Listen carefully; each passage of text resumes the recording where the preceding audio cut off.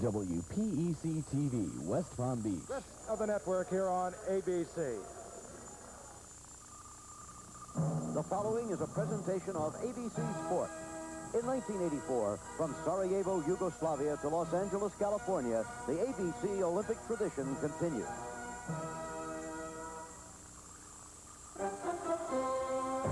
There can be no doubt that one of the great players in the game of pro football today is quarterback Joe Theismann of the Washington Redskins. This past season, the little general led the Redskins to their second consecutive Super Bowl. He did it with shots like this to speedy Charlie Brown. The Redskins rolling to a 14-2 regular season record, the most wins ever by an NFC club. And they scored 541 points, setting an NFL single-season scoring record.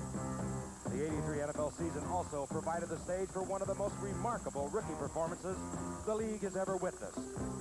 Eric Dickerson brought All-American credentials from SMU to the Los Angeles Rams, but even the most knowledgeable of pro football fans were stunned by his incredible performances week after week.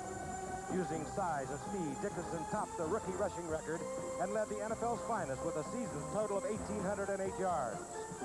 And while the rookie Dickerson was running wild, one of the game's veterans, Dan Fouts of the San Diego Chargers, played his way through an injury-troubled season.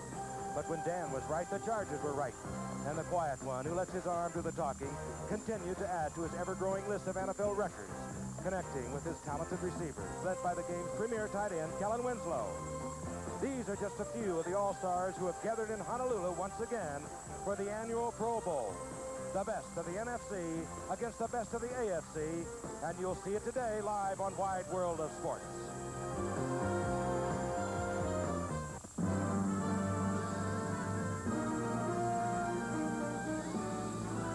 Spanning the globe to bring you the constant variety of sport, the thrill of victory, and the agony of defeat. The human drama of athletic competition. This is ABC's Wide World of Sport. Brought to you by light beer from Miller. Everything you've always wanted in a beer and less. By Gillette Atra Razor, the twin-blade razor that pivots for a close, comfortable shave.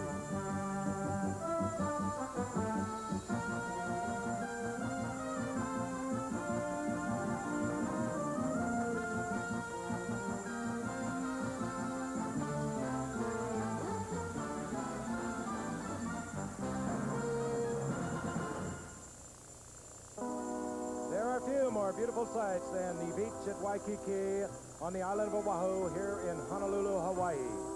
The surf gently rolling in. You can come and just look at the lovely sights, the sunrises, the sunsets, or you can take part in all the activities. Some of the most beautiful hotels in the world line this beach. And if you're going to play a football game in January, well, you might as well play it in Honolulu. You're looking at Aloha Stadium. It's sold out today for the 14th meeting of the AFC All-Stars against the NFC All-Stars. 40 of the best from each National Football League conference. Hello again, everyone. I'm Frank Gifford. I'll be working with OJ and Lynn Swan, and the three of us have romped around at a few of these Pro Bowls, and it's kind of a special game, Juice. Yes, Frank, it is special. The honor of being here, being elected by your peers, you know. You come here, you get to socialize with all the other All-Pros. You get a little full of yourself. You know, hey, I'm an All-Pro. But an interesting thing happened, and it happened about a half hour ago, and I'm sure you experienced it, Frank. All of a sudden, you realize, hey, I got to play a football game, you know, and many of these guys haven't been hit or played in a game in over a month. So it should be a lot of fun. There's a lot of nervous players down there. The coaches say they're going to open it up. Chuck Knox, they're going to be a little surprised.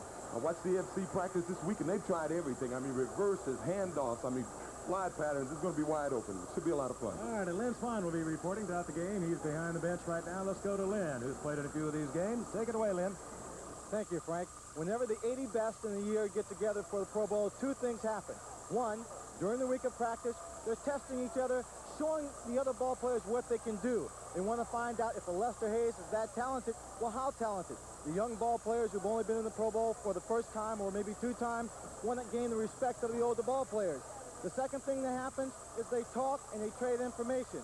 And this year, the information going back and forth is about contracts. Renegotiating a contract has always been something that's been frowned on, but because of the new trend in football contracts, signing the future ball players to the other league, more teams are now renegotiating, trying to get the ball players signed. And here during the week, they're looking for details. It should be exciting. What they're after now in terms of dollars and cents is $10,000 for the winner, $5,000 for the loser, Frank. Thank you, Lynn. And on that economic report, I guess I should have asked Lynn if he plans to make a comeback down in the field. In the blue jerseys will be the NFC. The winners last year in a close one, 20-19 over the AFC. They have positioned themselves to receive the kickoff. And the dangerous return man, Billy Johnson of Atlanta, is back there. Had a tremendous comeback over the past 2 years with Atlanta. Great years. Prior to that at Houston and a couple of years at Canada. And the man who will be putting the ball into play for the AFC, Gary Anderson of the Pittsburgh Steelers. We are set to go, and O.J. hit it right on the head. All of a sudden, these All-Stars who have been having a lot of fun here for a week, they realize now the hitting is going to start. Billy Johnson from the 7-yard line. Johnson out over the 35, and keep in mind, on special teams, a lot of these players have never played on some of these units, particularly the newcomers here to the Pro Bowl for the first time. The Stars usually don't get involved. They are today. Here's Joe Theismann. He opens at quarterback. 60%, had a great year. 29 touchdowns, over 3,700 yards. Firing those quick, safe shots that head coach Joe Gibbs instilled into the Redskins offense. And, of course, fresh off his second consecutive Super Bowl, the loss there to the Los Angeles Raiders. On first down, Theismann back, fires a shot. And it's James Lofton, the great wide receiver for Green Bay. Up close to midfield, first down NFC. And we do not have the name, but last night, Beverly Lofton gave James Lofton his first little error. Yeah, the name of the baby is David, and it was 9 pounds, 8 ounces. Good, healthy boy. They were married here a few years ago, and they decided to come over here and have their kids because of the Pro Bowl. Because James would be here 9 anyway. 9 pounds, 8 ounces. There's a future All-Star. Right at midfield, first down the NFC, the quick toss. This is William Andrews, and Andrews breaks the tackle inside the 40-yard line for another first down, taken there by Lester Hayes. And let's take a look at the defensive unit. It'll be shuffling out throughout the day, but there they are. They are required by rules to play a 4-3, so we have people really like Smurlis playing out of position. He's a nose tackle. The linebacker's Jack Lambert in his 9th consecutive Pro Bowl, now in his 10th year. And what great secondary people we have. Gary Green back for his second Pro Bowl. Lester Hayes, one of the best, if not the best, also out there in the corner for the AFC, number 37. First down and 10, the NFC. Inside the 40-yard line of the AFC, Dickerson gets the handoff on a quick draw and explodes as he does so well, O.J., to the 30-yard line. A gain of 8, it'll be 2nd and 2. Well, he has the eyes. He can run anywhere. But one thing you notice, they're having an easy time running right now. And one of the reasons is, as you pointed out, the defensive line is used to playing 3 down linemen, and there's only one guy right now in there for the AFC, and that's Howie Long, that is accustomed to playing 4 down linemen. So true, and it's going to make a difference. Also, they are not allowed to blitz except on 3rd and short. 3rd and short means 3 yards or less. That'll change late in the game. Oh, you betcha it will. Second down, less than 2 yards to go for the NFC. Theismann is back. Fires it complete, and it goes out to Roy Green, the St. Louis Cardinal, the versatile athlete who collected 78 receptions this year for the Cardinals, and the NFC continues to roll following the opening kickoff. They have a first down at the 22. Well, you'll take a look at it right here. He's being covered by Gary Green. He just ran a simple out pattern. Actually, it's not a rule here that the defensive backs have to give the guys the inside, but I think the coaches agreed to let them have the inside to try to open the game up and make it a little more fun to watch. The only zone you can use is a strong side roll. That means to the tight end. Dickerson again on first down. He is dumped, hit hard quickly by Mark Gastineau of the New York Jets, who led the entire NFL in sacks. And there is another fine athlete. He can move so quickly and so well, O.J. Yes, he sure can. He got a little heat this year. They say he didn't play the run too well, but he played it about as well as you can play it on that play. If you played any better, let me know about it. 4-yard loss for Dickerson. Back close to the 25-yard line. Pair of tight ends are in now. And now Kaufman checks out, and Cosby is in there of the Cowboys. Second down and 14. Theismann fakes the draw, dumps it underneath. Andrews goes down. Taken there by Chip Banks, former All-American from USC and a great Cleveland Brownie. Now look at William Andrews. I mean, I think he's one of the great backs that ever played this game. Certainly one of the great competitors. He's been over 2,000 yards combined, pass, receiving, and running twice, and there's only one other back that's ever done that. I'm sitting right next to him. 59 receptions this year for a guy who you consider a power back. He does it so well. He actually had the top average per carry, William Andrews, in the NFC. More per carry than Dickerson. It's 3rd down and 8. And Theismann is back rolling, firing a shot. A man is wide open down near the 5-yard line, and it's Roy Green. Goes up, brings it down. It'll be 1st down, goal to go. He was working once again against Gary Green, and keep in mind, again, this man-to-man coverage is highly unusual for many of these players. And once again, they've really penalized the cornerbacks. They say you can't take away the inside, and I think these guys are just not comfortable with that. After a couple of plays, you'll notice they'll be bumping them a little sooner. Watch Green here drive to the inside now. Gary Green goes right with him. And out to the outside is Roy Green. 1st down, goal to go near the 7-yard line. We'll get Andrews and Payton in there as setbacks for the NFC. Payton's first appearance. Of course, the great Chicago Bear that is drawing close to Jimmy Brown as the all-time NFL rusher. Coffey, and a good tackle by Kenny Easley. And one thing Kenny Easley can do, he can give you a pop. Oh, he can hit. He's 206 pounds. He was a 3-time All-American at UCLA, and he's had a whole career of plays like that. Have some laundry down now. First flag of the game has been dropped, and the NFC is walking away from the line of scrimmage, so it appears that it will work against the National Football Conference, and indeed it does, as Jerry Seaman marks it off, and he'll tell us about it. Holding, number 76, offense. Mike Ken of Atlanta over on the left side detected holding, and that moves the NFC back to the 17-yard line. Down remains the same.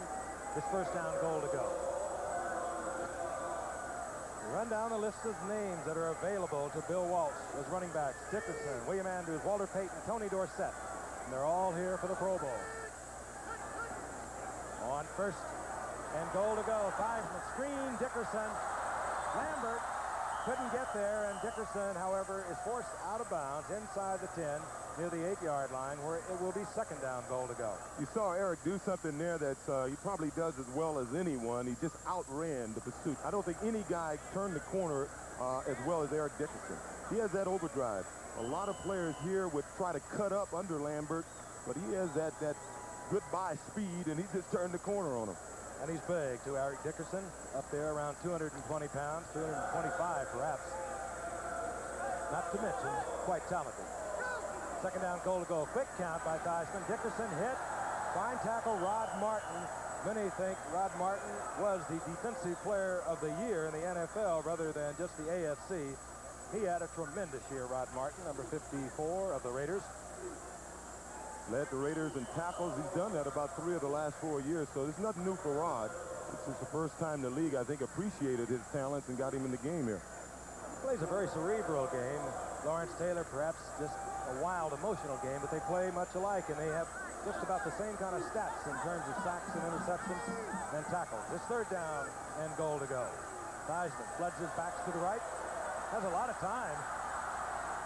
Finally checks it off. Gets it to Kaufman, the tight end of Green Bay. And Kaufman gets about 3 yards to the 6-yard line, where it will bring up a 4th down for the NFC. You saw him tackled there by Deron Sherry, who was the first year he started at Kansas City, and he became an All-Pro. Gary Green, as we know, is in Kansas City. He's an All-Pro. Last year, they had a guy playing in Sherry's position named Gary Barbaro, who was an All-Pro. So Bud Carson must be doing a heck of a job of coaching the defensive backs there in Kansas City. Sherry eased the loss, of course, of Barbaro by turning into an All-Pro. We're going to look at Ali Haji-Sheik of the Giants. Set a new NFL standard with 35 field goals this year, one more than Jim Turner, and he's successful from 23 yards out. As the NFC took the opening kickoff, they used just a little over 4.5 minutes. They get 3 points. In every Olympic event, there are moments to hold forever, forever in steps. Feel the power of the pounding hearts, forever in steps. Yours is the magic to hold. Share the triumph, share the goal, forever in steps. This is one winter I'll never forget. The memories are waiting in the new Winter Olympic stacks at the post office. Spend $13,000 for a Volkswagen and get the fully equipped, German-engineered Quantum. Or spend the same thing on another European Grand Touring sedan and get something like this. or this, or even this, all of which would lead you back to this, Quantum. It's not a car, it's a Volkswagen.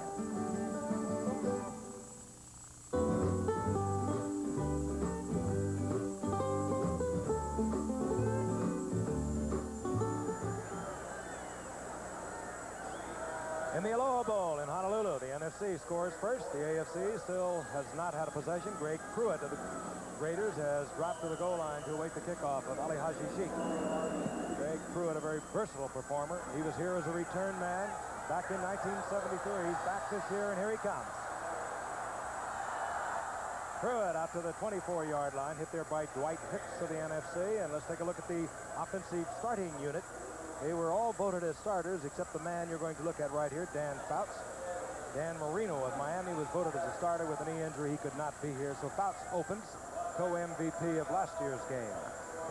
And there are your other people. Kurt Warner, Oh, boy. out of Penn State. What a year he had for Seattle. Earl Campbell, well, if you play with a team that won 2 games and gained 1,300 yards, you must be okay. And they'll run behind that offensive unit. First down and 10. Ball at the 25-yard line for the AFC. Fouts doesn't fool around. He'll put it in the air quickly. Goes over the middle. Gets it complete to Todd Christensen, who led the entire NFL last year with 92 receptions. Let's take a look at the defensive unit. We'll watch open the game for the NFC. And they have some fine folks in there. Ed Jones and Randy White, of course, from the Cowboys. Linebackers, how about that? Hugh Green on one side, Lawrence Taylor on the other, and Mike Singletary of the Bears has really turned into a fine middle linebacker. He plays that spot a lot for the Bears. And, of course, Ronnie Lott and Everson Walls on the corners. Second down and 5. Earl Campbell wearing number 35 in deference to the 11-year career of Greg Pruitt, who wears that number. And, of course, they announced yesterday the new members of the Hall of Fame to bring that illustrious count to 123 at Canton, Ohio. Willie Brown, Mike McCormick, Charlie Taylor, Arnie Weinmeister, an old teammate of mine many, many years ago. And we'll have a word from each of them with Lynn Swan during the course of the game. Earl Campbell came up about a yard short of the first down, just inside the 35-yard line. O.J., how many of these you play in? I played in 5, and I had the pleasure to play in the last AFL All-Star game before they started this interleague game. Then he had a few. I had a few. I can always tell you it was a lot of fun to be here. Campbell once again. Big hole over the right side, and Campbell just pops through it out to the 40-yard line for an AFC first down. Hit by Mark Murphy, the free safety from the Redskins, and Ronnie Lott. A pair of defensive backs that'll really put the shoulder to you. It's always interesting playing in a game like this because you start the game, you want to play well because you know your teammates are watching, but it's hard to play with that intensity. Well, you see Earl Campbell come at you a few times. I think he'll get it up pretty quick. The 2 head coaches, of course, they were the runner-ups in each conference. Bill Walsh of the 49ers lost to the Redskins, and Chuck Knox in a great first year with Seattle took them all the way to the AFC Championship with the Raiders, where they lost. At the 41-yard line, Dan Fouts, little quick pitch action. He has a man open, Collinsworth, but he overthrows. That'll bring up second down and 10. I think Ronnie Lott got away with a little something there. He was beaten about 5 yards from the line of scrimmage. I think he gave him a little tug. Looked like Chris was about to take off from him, and he's one of the most competitive players I've ever known, Ronnie Lott. O.J., he'll win any way he can. And he will really put on the hit from that cornerback position. I tell you, we had a lot of fun in L.A. watching Kenny Easley over at UCLA for 3 years play safety, and Ronnie Lott play safety at USC. Well, they gave a lot of headaches out. Dan Fouts looks over the 4-3 on a second down and 10. Again, there is one zone you can use, a strong side roll. The AFC goes with the draw. They work Earl Campbell up to about the 44-yard line. Give him about 3. That will bring up a third down and 7. Not bad, though, Jay, when you can look around and see Kurt Warner, Earl Campbell, and when they're not in there, Tony Collins and Joe Cribbs can come in. What talent. Yeah, pretty difficult to make a mistake as to who you want to get a ball to. Every one of these guys can take it all the way. Here's Dan Fouts looking over the 3rd and 7. Joe Cribbs, a fine receiver out of the backfield. He is in there now at setback. Fouts is going to go down. House collects the sack from Ed Jones, and the first sack of the ball game will force the AFC punting unit onto the field. A loss all the way back to the 35-yard line. Ed Jones, now in his 9th year, playing in his 3rd Pro Bowl. You watch him on the left side of your screen. He did a little stunt. He came down the line of scrimmage. That's Dwight Stevenson that tried to pick him up, didn't quite make it. He covers a big area when he gets in there, leaps in the air, spreads out those long arms. He's 6'9", 275 pounds. I tell you something, in a normal game, Stevenson may have cut too tall on that play, but the guys realize this is a Pro Bowl and they don't want to see a guy get hurt, and he took him up high and he just didn't have the size to handle it.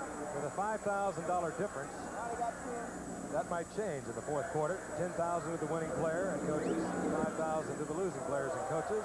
Rich Camarillo hits it. Billy Johnson takes it to the 24. Billy Johnson still on his feet. Billy Johnson put on quite a show to gain about 5 yards. Lester Hayes made the stop. 42-yard punt, 38-yard scramble with a 3-yard net out of it. The NFC has it back, and we'll be back in a moment. I crushed a lot of quarterbacks in my day, and I'm real sorry. So I wrote this letter. Dear quarterback, I apologize for the way I treated you. Please let me buy you a light beer from Miller. Light's my beer because it tastes great. I'm sure it's yours, too, because you little guys can't afford to get filled up. Hope to see you soon. Sincerely, L.C. Greenwood. Light beer from Miller. Everything you always wanted in a beer, and less. I hear that L.C. Greenwood has invited quarterbacks to join him for a light beer from Miller. Well, here's my reply. Dear L.C., I accept your gracious offer. A quarterback is far too intelligent to turn down a light beer because it's less filling and it tastes great. Even you big, clumsy linemen know that. Hope to see you soon. Sincerely, Bert Jones. Come on, Bert! Light beer from Miller. Everything you always wanted in a beer, and less. How'd he do that? These are the fastest sports in the Winter Olympics. America's never won a medal in the luge. We haven't won in the bobsled since 1956, but just wait. Starts February 6th on ABC. A few minutes before kickoff here at the Aloha Bowl in Honolulu, we were experiencing showers. We had had them all morning. The sun, however, is out, and that's going to make quite a difference for the players. Temperature will warm to about 85. NFC, 3-0 they lead. 1st and 10 from their own 25-yard line. Eric Dickerson tries the left side. He gains a couple. It'll be 2nd down and 8. And I mentioned that before newest members to the Hall of Fame were announced last night. Let's meet the first one. Willie Brown out of Grambling.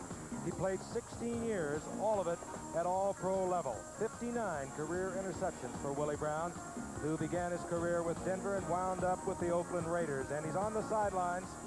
There he is right now. We'll have a chance to visit with him a little later on. One of the truly great players ever to play, and we congratulate him. His induction next July into Canton's Pro Football Hall of Fame. 2nd down and 8, and out of the backfield, we get Paul Kaufman for a 1st down to the 37-yard line for the NFC. And Lynn Swan is with Willie Brown on the sideline. My entire career, I didn't have to play against Willie, and maybe that's fortunate for me. Willie, congratulations on your success.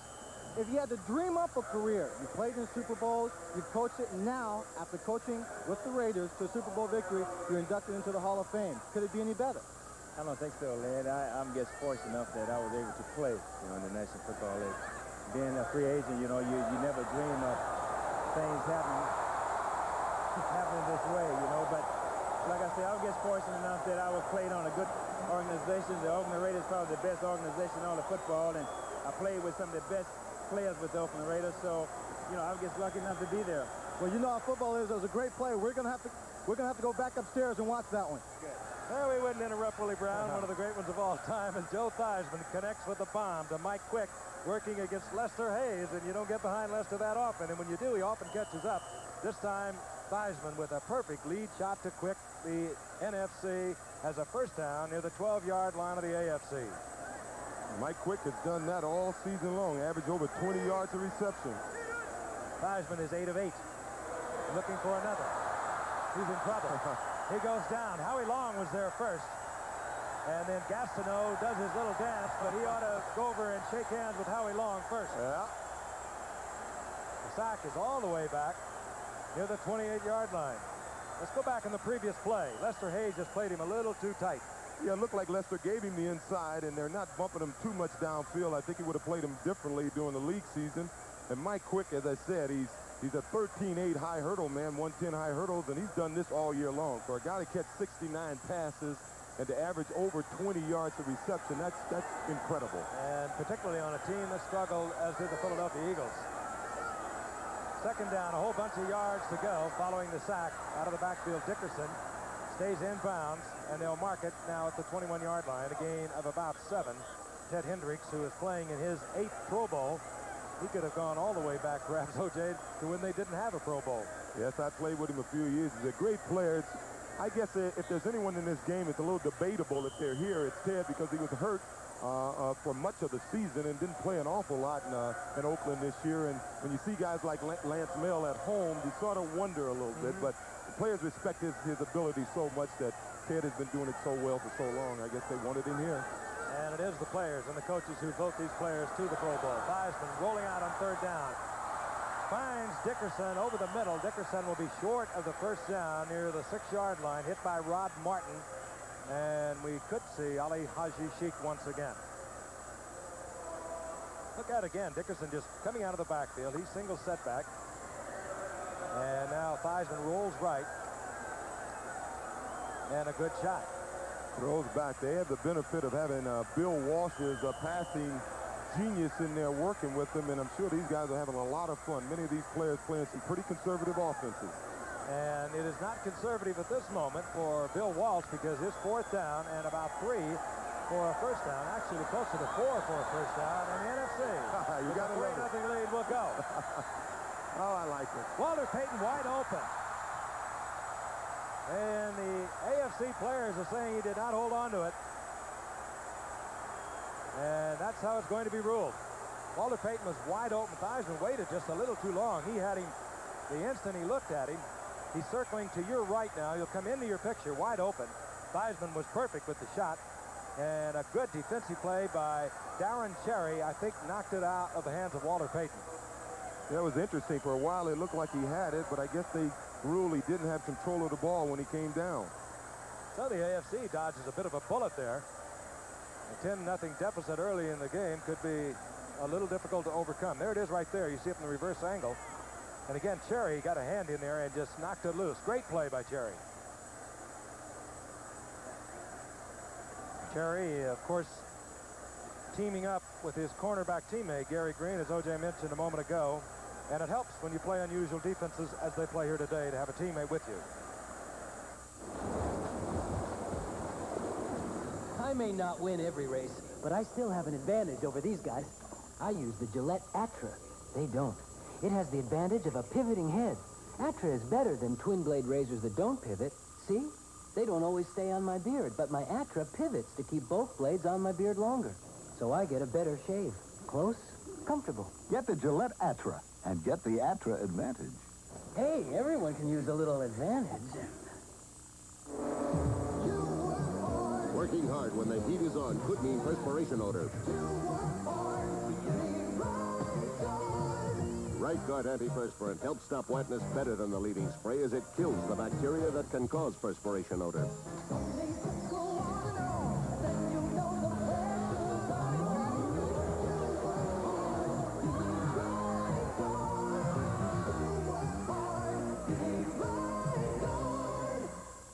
Sunday, beauty is their strength. You'll do. Sex their weapon. Amazons. They love the Pro Bowl here in Honolulu, and the entire state gets involved, from their governor, Governor Archero, right on through the Pro Bowl committee. On first down, the AFC, Dan Faust hits Chris Collinsworth, and Collinsworth reads the first down marker, steps beyond it. First down, AFC, out to the 17-yard line. Hugh Green was there defensively for the NFC. Ooh, what a pair of linebackers. Hugh Green on one side, the great All-American from Pittsburgh, and Lawrence Taylor on the other side. And as the game goes on, you're going to get the opportunity to see a guy named Ricky Jackson come in and play from New Orleans. And I have some stats for you later on. It's going to be interesting to see how he compares up to those two names Frank just mentioned. 17-yard line is the first down for the AFC. 2:30 remaining in the first quarter, and the AFC down 3-0. Kurt Warner, who did it all and did it all so well for Seattle this year, and Chuck Knox carrying that team into the AFC Championship against the Raiders and really turning on the city of Seattle, which I mentioned Honolulu loving their football, but they went football bananas up in Seattle this year, and as well they should. They've been struggling ever since their franchise was awarded several years ago. And they pulled it all together this year under Chuck Knox. Warner got a couple. It'll be second down and 8.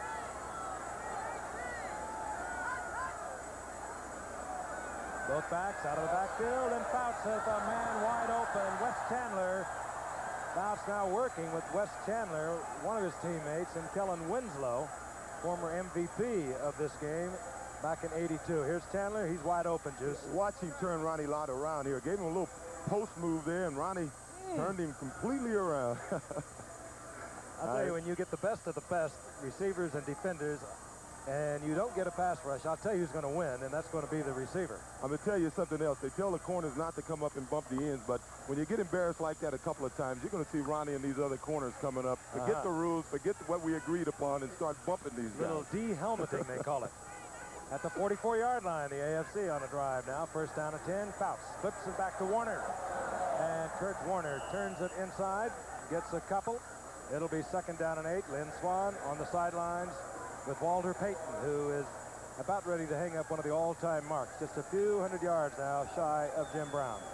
Lynn? Walter, you thought you had control of that pass down there. Well, in this game, Lynn, as soon as you break the plane of a goal line with the ball, with possession, it's supposed to be a touchdown. It doesn't say how long you got to hold it, and I thought I had it long enough. Well, the referee's decision.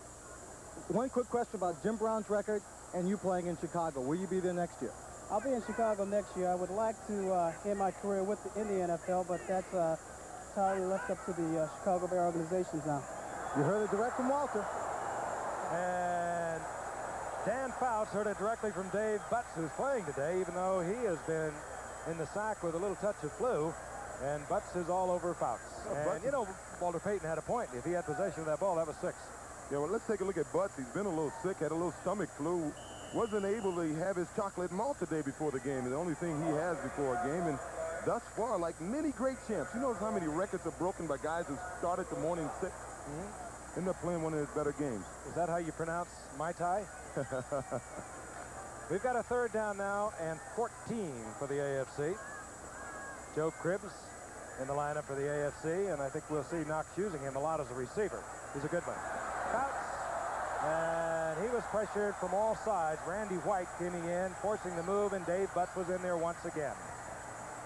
So Randy White and Dave Butts at the tackle position for the NFC will force the AFC into the punting situation. Well, the AFC got a few young guys on that offensive line. Dwight Stevenson, his first Pro Bowl. Chris Hinton, a rookie, his first Pro Bowl. Brian Holloway, his first Pro Bowl. And the NFC is taking advantage of that inexperience in that offensive line. New England's Rich Camarillo to punt. You saw Billy Johnson back there, Juice. He was counting folks up there.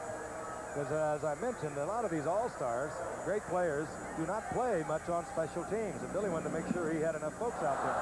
Off the side of Camarillo's foot. Camarillo looking for a big one. Comes up with a short kick to the 44-yard line of the NFC. A 22-yard off-the-foot effort by Rich Camarillo and the NFC. With a 3-0 lead and 3 seconds remaining in the first quarter, will take over at their own 44-yard line. Before you buy the new Michelin XA4 all-season radio, remember this. Every XA4 has 20 million miles of testing behind it to prove it performs like a snow tire, and like a tire designed for the rain, and like a great handling highway tire, and to prove it keeps on performing mile after mile after mile. After 20 million miles, the Michelin XA4 proved it had nothing left to prove. Michelin, because so much is riding on your tires. Listen to these stuffy noses. Afrin, does it have it? This can doesn't have it. Only Sinex has it. Ooh. That quick feeling of relief from instantly penetrating Vicks vapors, plus a powerful decongestant that opens nasal passages and allows you to breathe freely.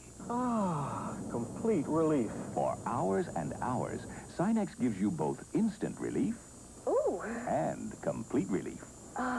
Vicks Sinex in regular strength and 12-hour extra strength. Marlon Starling wants revenge from Chef Donald Curry in the WBA World Welterweight Championship live. Plus the inside story on Sugar Ray Leonard's return to the ring on ABC's Wide World of Sports Saturday. Walter Payton, Tony Dorsett in the lineup for the NFC. First down and 10 at their own 44-yard line. And you know, Lynn was talking about Walter's options. Walter is sitting on a reputed $6 million offer from the Chicago Blitz to go to the USFL. He would prefer to play in the NFL. He's quite a competitor. I'll tell you something he said about breaking Jim Brown's record, which he's only 600 yards away from after the play. On first down, Tony Dorsett. And Dorsett up close to an NFC first down in AFC territory at the 46-yard line. But to finish Peyton before here we are at the end of the quarter, you know, Walter said he wanted to break Jim Brown's record in 9 seasons that the 9th-season Jim set it in. And unfortunately for him, he had the players' strike. That cost him 7 games, and he felt with those 7 games, he would have the 600 yards he needed, and he would have broken the record in 9 seasons. That's the end of the first quarter from Aloha Stadium in Honolulu. The NFC leads the AFC 3-0. We'll be back. I don't like your face. Shaving irritates it. I need Ice Blue Aqua Velva. It turns red-hot razor burn to cool comfort, smooths your face. Smells great, too. There's something about an Ice Blue Aqua Velva man. Grow a beard, huh? Not under my roof. But, Dad, this electric razor is rough on my face. Try Electric Shave. It sets up your beard so whiskers stand up and your razor glides. Electric Shave! Does for an electric razor what leather does for a blade. Hello, where's my package? My job depends on it. What is the airable number that it was sent out? When did you send that out? It should be at the particular company that you sent it to. I can get the information to Fairfield up at Tracy to get the... In the Air Express business, fast talking is funny for commercials, but sad in real life. At Airborne, we don't talk fast, we move fast. So fast that we make most of our deliveries before 10:30 a.m. No wonder more people are switching to Airborne than ever before. So watch out, Federal. Here comes Airborne. America's meat and potatoes. McDonald's Quarter Pounder and Fries. All-American beef. Golden crispy fries. From the heartland to the highland, it's the taste that satisfies. From the beef-loving badlands across this country wide, it's meat and potatoes. Quarter Pounder and Fries. America's meat and potatoes. Quarter Pounder and Fries. McDonald's and you. Since the merger, they played 14 times, the AFC and the NFC. NFC has won 8, AFC has won 5. First down and 10 as we begin the second quarter. Theismann is back for the NFC. Hits Walter Payton over the middle for a gain of about 4 on first down. It'll bring up second down and 6, and one of the great players, Randy Gradishar, was in there on the stop. Randy Gradishar playing in his final football game with great Denver Bronco. First quarter numbers for you, as you can see, totally dominated by the NFC. They took the opening kickoff of the game and had to settle for 3 points, but they used up some 5 minutes in doing so. That time of possession, as you can see, 2 minutes in favor of the NFC in the first quarter. At the 42-yard line of the AFC, NFC now with a single setback. William Andrews, draw play, Andrews goes down in the arms of Bob Baumauer of the Miami Dolphins, but he's inside the 40, short of the first down by a couple. It'll be third down and a long 2. Well, we're beginning to get a little Hawaiian liquid sunshine here. There's our mascot, Derek Fisk. He is sitting on a Dallas Cowboy helmet. He's 7 years old, and of course he is the mascot for the game. Got a good number there, Tony Dorsett, 33. Third down, it's a long 2 for the first down, and Hawaiian sunshine has become liquefied, as O.J. mentioned, and this is Mike Quick on the reverse, and Quick gets to the 40-yard line before he's upset, taken down by a good read from Kenny Easley, the strong safety for the AFC. don't see a flag, but there is a discussion going on between the officials, and now we get the indication of procedure against the AFC. That could be a violation, perhaps, of the rules that state you cannot blitz. In any event, we'll get it cleared up by Jerry Seaman. Well, with a sweep going on, I guess you can blitz. 12 men on the field. Defense. Yeah, First down. That's a good way to win. It helped. That's going to happen, though, because, as I mentioned earlier, these players usually go the entire game when they're playing for their own team, but they're going to be alternating considerably today. Even though the rain is coming down, the temperature still remains here in Hawaii at around 80, I would suspect, at this moment. So it'll be a little warm. It'll be a little humid.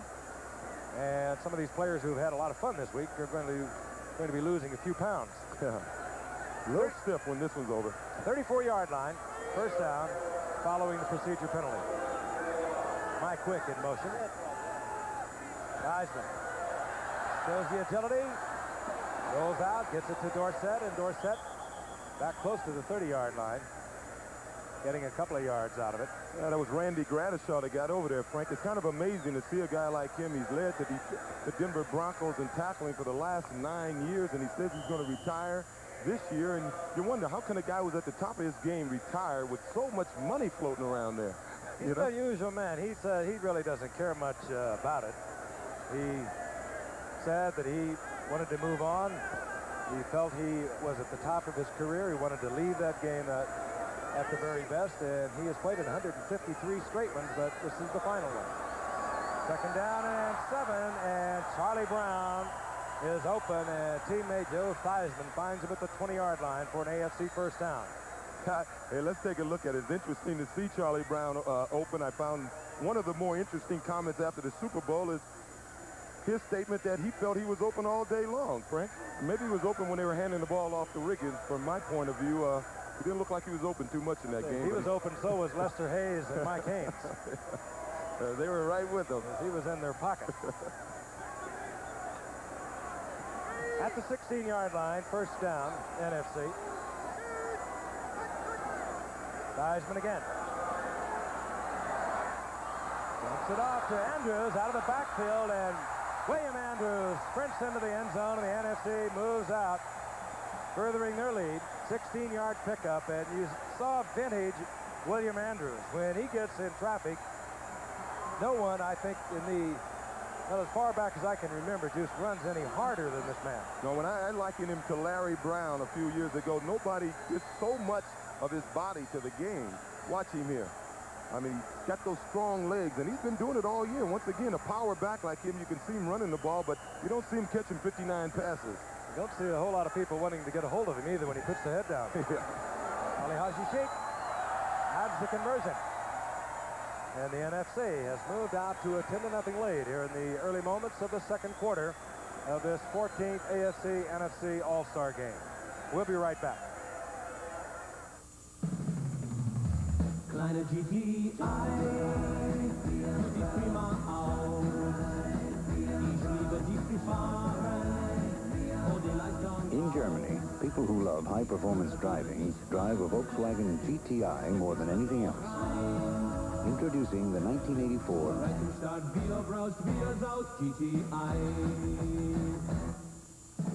GTI. It's not a car, it's a Volkswagen. It's the dawn of a new era in microcomputer technology. The Tandy TRS-80 Model 2000 personal computer from Radio Shack, designed to meet your personal computing needs. It's faster, with higher resolution, more storage, and greater expandability than IBM's PC. Its ultra-high performance gives you the leading edge of Radio Shack's computer technology. The Tandy TRS-80 Model 2000 personal computer, the dawn of a new era in personal computing.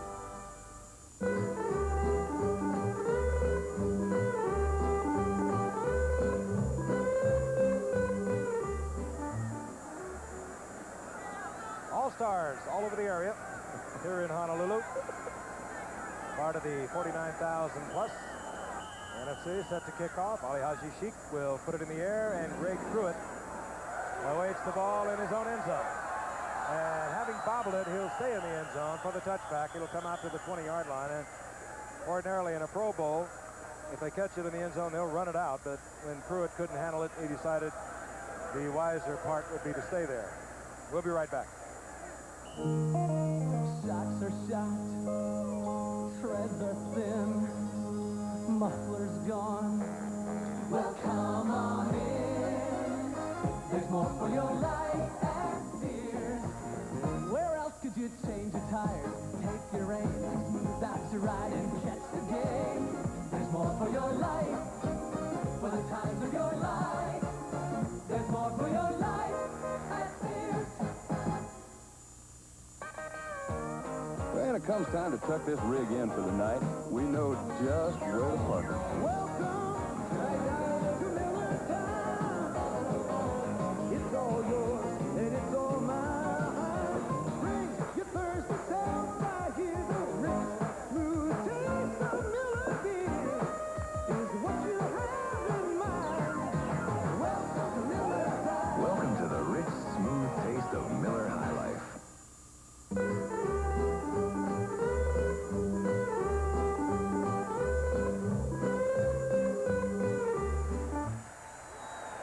The Pro Bowl in Honolulu with the NFC out on top, 10-0. Early moments of the second quarter, the NFC dominating in ball control possession.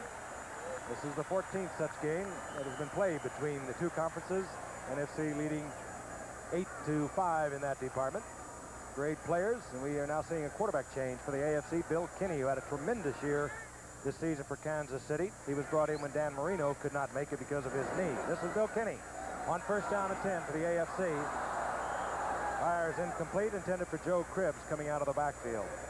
On the sidelines, this man, Ralph Benershka of the San Diego Chargers, not playing in the Pro Bowl, but he's here to receive his award as the NFL Man of the Year, of course, annually presented to players in the NFL for not their ability on the field, but their community service. And Ralph Benershka has been involved in so many areas of charitable work in San Diego, and he is the NFL Man of the Year this year.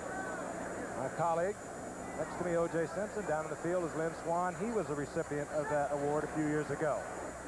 Second down and 10. This is Tony Collins. And Collins over to the left side, taken there by Leroy Selman of Tampa Bay. Tony Collins had himself quite a year too, Juice. Yes, that one big game, that 212-yard game. What a game that was. You know, even though you have nothing but all-stars down there, I got a feeling if I was going to run a quick pitch, I'd run it away from Leroy Selman. Well, you go the other way, you can look into the eyes of Ed Jones, or Hugh Green, or Lawrence Taylor. Bill Kinney, over 4,000 yards passing for John Malkovich and the Kansas City Chiefs this year. Now out of the shotgun on third down and 7. Kinney throws a flyer that's going to be picked off. Picked off by Dwight Hicks of the 49ers, and the NFC has the ball back once again, and that must have slipped out of his hand because that ball was reminiscent of a Billy Kilmer pass. It was sort of end over end. Well, as I said, we've been getting a little of that liquid sunshine down here. It's not that windy on the football field. The ball looked like it just got away from him. A little moisture, I think, probably coming off the carpet, and he puts a flyer up. You can see it wobbling. Quack, quack, quack. And Dwight Hicks comes down with it. Tough catch for Dwight. NFC leading 10-0. They have the ball back again. They'll have it at their own 47-yard line as Dwight Hicks of the 49ers gets it back. Hicks, one of the fine ones in that secondary for the 49ers. Tonight, a hot quarterback shows a hot hand as new improved Old Spice stick deodorant and Super Dry antiperspirant presents NFL Classics. Now you owe me $4 million, Dad. $3 million. Want to go double or nothing? Bet you my deodorant's stronger than yours. Oh, you lose. My deodorant's Old Spice. And mine's new improved Old Spice. New improved Old Spice with 25% more odor fighters. Extra strong and lasts all day long. Helps keep you smelling fresh long into the night. Hey, you're right. That new Old Spice is still working. New improved Old Spice. Extra strong. Lasts long. I owe you $6 million. 8, Dad. Dan Fouts and the San Diego Chargers have redesigned the record books with the most powerful air attack in NFL history. They did it in exciting big play games, like this 1981 Dazzler with the Raiders, as 5 of the day's 6 touchdown passes went to the brilliant Kellen Winslow, convincing half the league's defensive backs to think seriously about other careers, something a lot easier.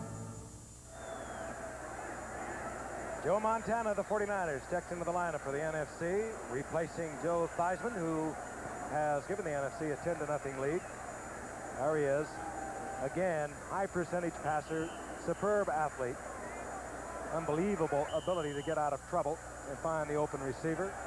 Almost brought the 49ers to the Super Bowl when he put together a tremendous comeback late in the game against the Redskins, but they ultimately lost in the closing moments. Montana, first play of the game, and tries to get it to Roy Green. Great defensive effort. Tremendous by Lester Hayes of the Giants, playing in his second consecutive Pro Bowl. Lester Hayes of the Raiders, he really made one super play on that. He has that closing speed. He gives you a little room, and he just got that closing speed. I just traded Lester Hayes to the Giants. Of course, Lester Hayes, one of the great ones with the Raiders. You need to be the Giants GM. Well, he got him a field goal kicker in the 9th round that set an NFL record. We got a second down and 10. If you can get him Lester, you got a job. NFC at their own 47-yard line. Roy Green in motion, and we get the draw play. And Tony Dorsett just erupts over that left side, getting down to the 45-yard line, short of the first down by a couple. One of the surprises we had laid on us here in Honolulu was the announcement yesterday by Bud Grant, who flew here to Honolulu to meet with Minnesota Vikings president Max Winters, and announced that he was giving up coaching after 17 years of guiding the Minnesota Vikings, in which time he took the Vikings 4 times to the Super Bowl, won some 15 titles, 12 divisional championships. We're going to be talking with Bud Grant a little later on, and his successor was announced today, Les Steckel. Third down and 2, Montana's back. Fires it complete, and it goes to Cosby of the Cowboys. He's inside the 35-yard line. First down, NFC. Cosby really came on late in the going. He's such a good all-around athlete. He blocks well, he catches well. And Tom Landry said he was the one player he had that he wanted on the field at all times. And he gave up that shuttling plays in with Billy Joe Dupree. He wanted Cosby out there at all times. Interesting, Cosby came to the Cowboys the same year that they let Todd Christensen go. He wound up leading the league in receiving this past season for the Raiders. On 1st and 10, Montana checks off and goes to Walter Payton.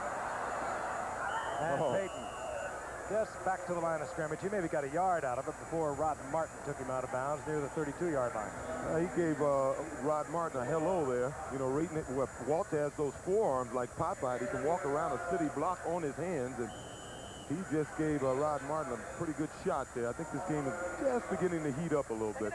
You know, Joe, you played behind a great offensive line, even though the record of the Bills when you were piling up your yardage wasn't that good and won and lost. But Walter Payton has been putting together his remarkable record with teams really that were seldom ever 500.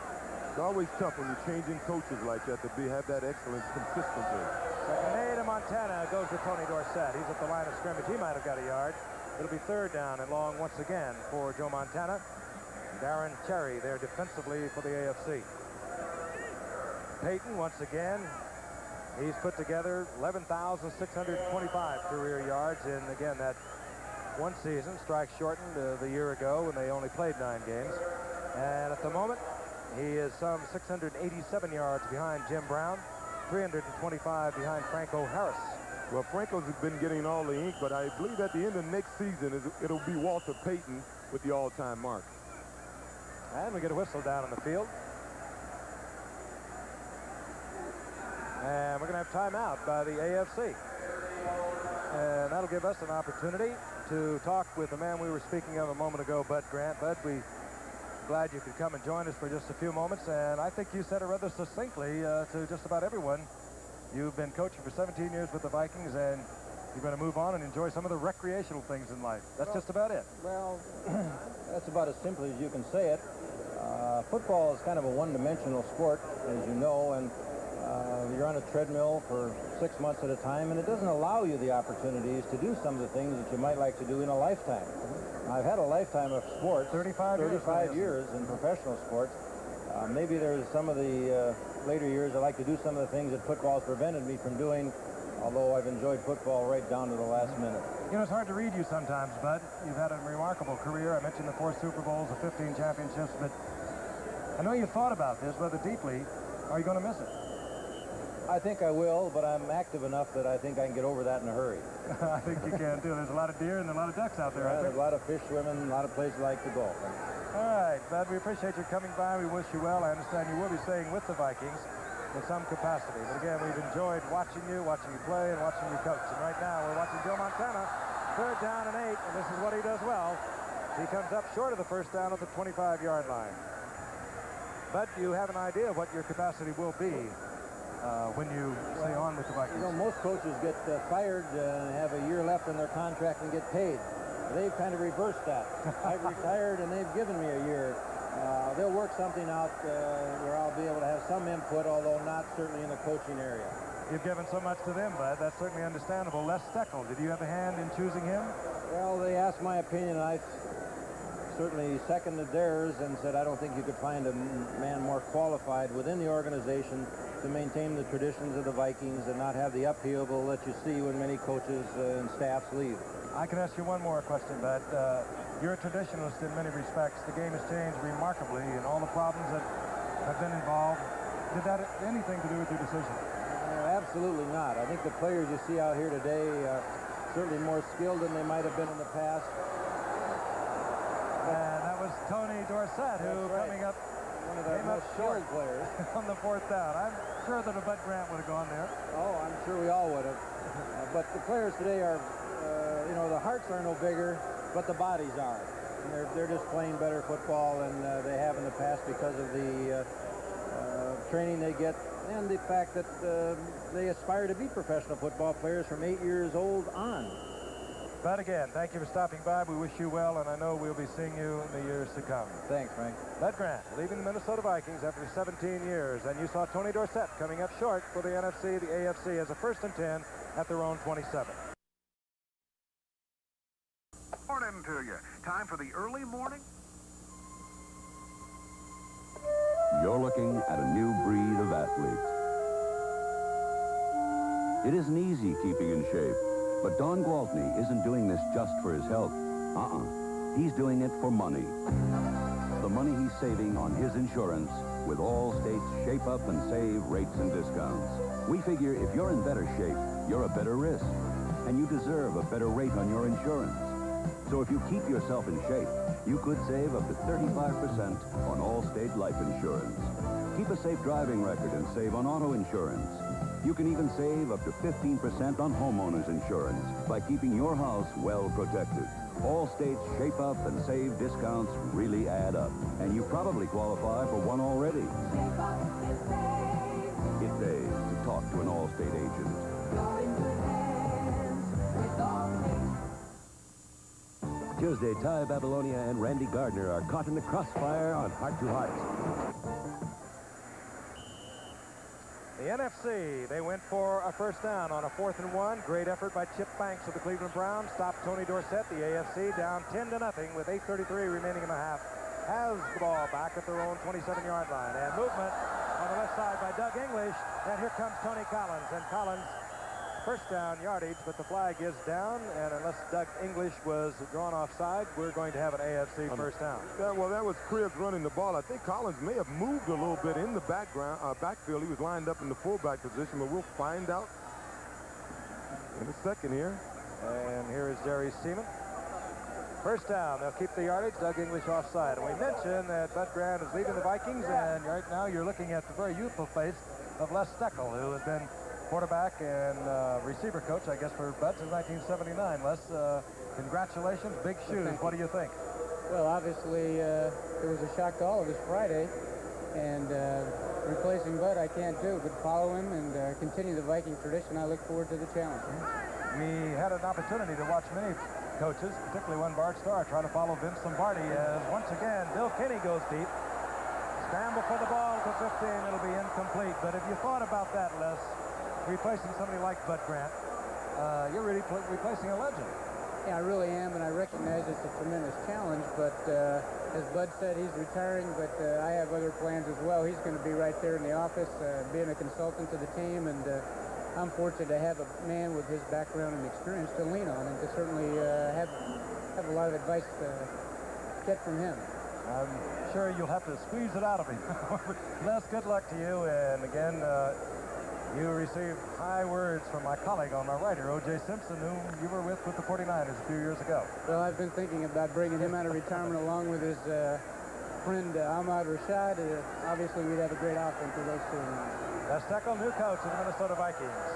Down in the field, the AFC on 2nd down and 8. Give the ball to Tony Collins. He works for about 6 yards up to the 45-yard line, but a flag is down.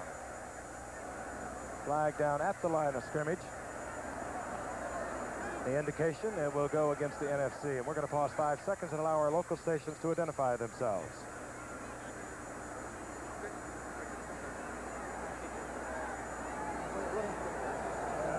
8:10 remaining in the first half here in the 14th. Offside, number 72, defense. 14th annual AFC, NFC Pro Bowl. Ed Jones was offside for the NFC. There was a gain of about 7, but the AFC wanted to keep the down, so the down remains the same. It'll be 2nd down and 5. The penalty declined. Bill Kinney of Kansas City, the quarterback, and he hands off to Joe Cribbs. And Cribbs once again making a good move in the outside, hurdles over one defender and gets to midfield for an AFC first down. Yes, he sacrificed the body there a little bit. While we were talking to Les Steckel, who we started calling him the Eagle Scout. You know, he was a Marine, and he gets charged up there. I had a season with him in San Francisco. He's a good man, and I'm sure he'll do a good job. We saw Carlos Carson miss a bomb, a ball he should have caught. And I'm sure with his ability to come up with the big play, he's looking forward to making up for that miss. He didn't drop many of them over the course of the season. You know, Les Steckel, that face looks like he should be playing with building blocks. Reminds you a little of Dan Reeves, huh? It'll change. Yeah. Tony Collins, incomplete. It'll be 2nd down and 10. Now, that was a big play by Carson. If he would have caught it, the AFC has to do something to get back in this game. Fortunately, Chip Banks made a great play for him to keep the NFC from getting the first down when they went for 4th down a few plays back. I could have taken a lot of the oomph out of the AFC to get down by 17 points after a quarter and a half. Well, these guys got a lot of pride, Frank, and that's when they start getting mad, you know, getting a little embarrassed. That brings a little anger out, and the game heats up. $5,000 difference between winner and loser, per player, that is. And for the coaches, that can make a difference also. On 2nd and 10, Kinney fires a shot intended for Carson, incomplete. It'll be 3rd down and 10. And we talked about the 4 newest members of Pro Football's Hall of Fame. Let's take another look at Mike McCormick. He blocked for Jimmy Brown, was in 6 Pro Bowls. His number 74. This is the great Jimmy Brown. Following number 74, Mike McCormick, who, as I mentioned, played for the Browns, went to 6 Pro Bowls, played in 3 NFL titles. Here he is now, president and general manager of the Seattle Seahawks, former head coach of Baltimore and Philadelphia, and an interim coach last year for Seattle. And we'll talk to him in a few moments with Lynn Swan. 3rd down and 10 now for the AFC. Out of the shotgun, Bill Kinney. Kinney gets Carlos Carson wide open. There was a slip on the part of the defender there, Mark Haynes of the Giants. Carlos gave him a good move to the inside, broke it out, and it'll be 1st down AFC. Let's go down to Lynn Swan. He's with Mike McCormick. Thank you, Frank. Mike, you've covered a wide range in football, from a player, now general manager, vice president. Can you tell us what the Hall of Fame award means? Is it just a reward for past glories, or is it more? Oh, I think so. It means more. It means more to the players, Lynn, but it's based on your play as a player, and it's the greatest thing that a man can happen to a man in the game of football. Okay, let's go back to live action. And it's 1st down and 10 for the AFC. They trail 10-0. They have a drive going.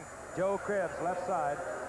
And he's piled up over there after a gain of maybe a yard, perhaps a yard and a half. Joe Cribbs is in an interesting dilemma. He is in litigation now with Buffalo. Signed a pair of contracts, or rather a contract with Birmingham. And, of course, the federal judge said, I believe yesterday or day before yesterday, he would be allowed to start practicing with Birmingham, but that case is ongoing. Yeah, it's sort of a shame, too, because he's such a good athlete. He leads the team in both rushing and pass receiving. You would wonder how he can get into this situation, a guy that doesn't want to leave a team and has to leave. Tough. 2nd down and 9 for the AFC. Tony Collins, a big opening, and he spins to the right, and he'll have an AFC 1st down near the 15-yard line. Mark Haynes defensively there. for the NFC. I tell you, it was a heck of a run. He may be one of the probably the least heralded back of all the backs here, but these are great eyes. Look at this lateral motion. They have the agility to make a move like that and the power to run over two guys like that. It's only the great backs have it. Second round draft pick in 81. We'll watch it once again, and that's what Juice was speaking of. I mean, you sense it and feel it. You don't see it. It's an instinct, and you don't teach it either. At the 15-yard line, the AFC trying to get on the scoreboard. And a shot by Kinney was dropped by Carson. That's a pair of them now by Carson, and I got a feeling that the AFC and Kinney will come back and try and redeem or help redeem things for Carson. He just doesn't drop passes like this. Yeah, he sure doesn't. It looks like the NFC was in a zone defense there. Oh. Carson got inside, and the ball was right on the money from his quarterback there at Kansas. Oh, he had laces up and everything for him. Well, he redeemed the first drop by making a nice catch on the sideline to get him down here, so maybe he'll redeem himself this time. I'm sure he will. He'll be given the opportunity, we know that. Quick count, second down and 10. Right away. Oh, no. No. Carson again. Oh, what can I tell you? Carson caught 80 passes this year, 1,351 yards, 7 touchdowns. And, oh, what can I tell you? Yeah, you got to feel bad for him. He's had some big games in his career. This, obviously, to this point anyway, isn't one of them. But you know, in college against Rice, he caught 5 passes for 5 touchdowns, came back the next week, caught a touchdown on his first reception. 6 touchdown receptions in a row, which is an NCAA record. Unfortunately, it's not helping him today. Well, like Bill Kinney at Kansas City under John Makovic, who is really some fine coach, I feel, and so do many other people in this game. He had a tremendous year. They really blossomed, Kinney and Carson. Right now, Kinney looks over a third down and 10. That one batted in the air, and trying to get to the ball was Mark Duper. He does not do so. Fourth down, and the field goal unit will come on for the AFC. That means Gary Anderson, and the man who batted that ball away, he does it so frequently for Dallas, was too tall. Yeah, he is too tall for Kinney. I tell you what, he blocked 12 this year, and over the past 3 years, he's blocked 33 passes. It's funny, they don't keep that statistic too often, and he may not get a sack, but that should be just as good as a sack. Here's Anderson, his first Pro Bowl. The Pittsburgh Steelers, of course. 27 of 31 this season with a long of 49. This will be a 33-yard attempt. Bill Kinney is the holder. Bob Kuchenberg, the center. No, and things are not going well for the AFC. Off to the right is Gary Anderson. 5:31 remaining in the first half. The NFC remains on top. They lead 10-0. We'll be back in Honolulu in a moment.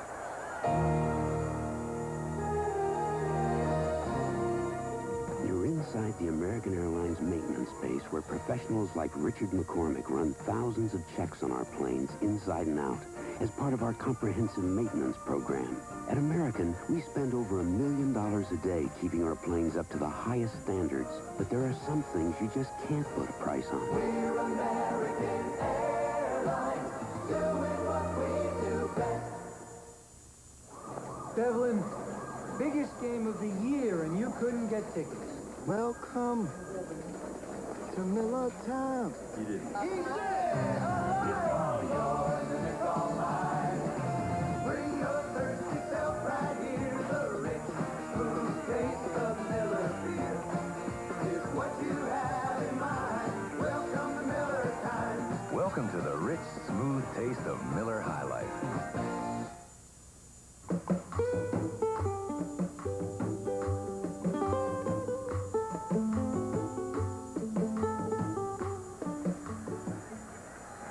That's the story from Honolulu with 5:31 remaining in the first half. 10-0 the NFC.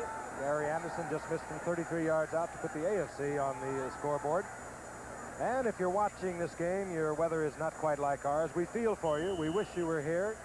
And we'll try and make it as enjoyable as we can for you. Frank Gifford along with O.J. Simpson and Lynn Swan. The NFC has the ball back, first down and 10 at their own 20. Montana fires. Low intended for Mike Quick at the 45-yard line. It'll be second down and 10. That was Van McElroy who came over for the Raiders. Boy, has he done a job for them this year. intercepted 8 passes. And did you see in the Super Bowl last week, you'll see him coming to your screen there, number 26.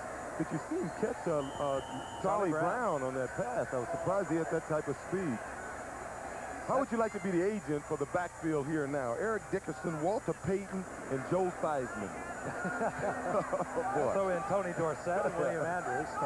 The NFC backs, as I mentioned earlier, rushed for nearly 3.5 miles this season. Walter Payton high steps it out over the 25-yard line. Up into there by Mark Gastineau, slid out there in pursuit.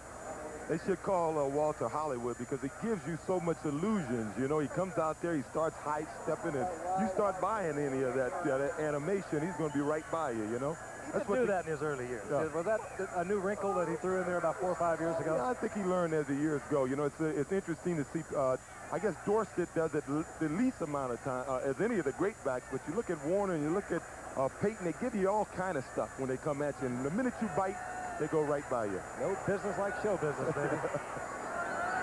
3rd down and 5, 25-yard line. Montana fakes the draw, steps back inside, and he'll go down.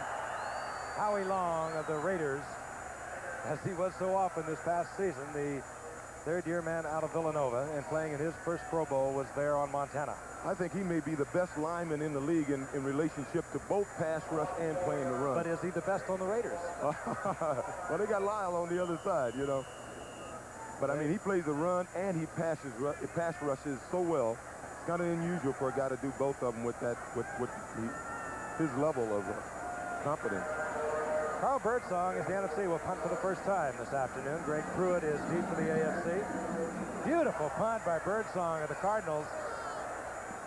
Pruitt signaled for the fair catch. He got a lucky bounce out of that. He didn't step under it for the catch, and it could have taken a big bounce for the NFC. It did not do so, and it is down at the 35-yard line. 45-yard effort by Birdsong, and the AFC has it back at their own 35. For efficient home heating, you can't beat natural gas. And now you can make gas work even harder for you.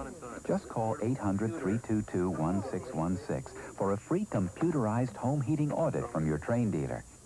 Within minutes, you'll see what it could cost to heat your home with a new Train gas furnace compared to what you're spending now. Look how fast it can pay for itself. See what you can save. Call for your free home heating audit now. Today and tomorrow, gas gives you more for your money.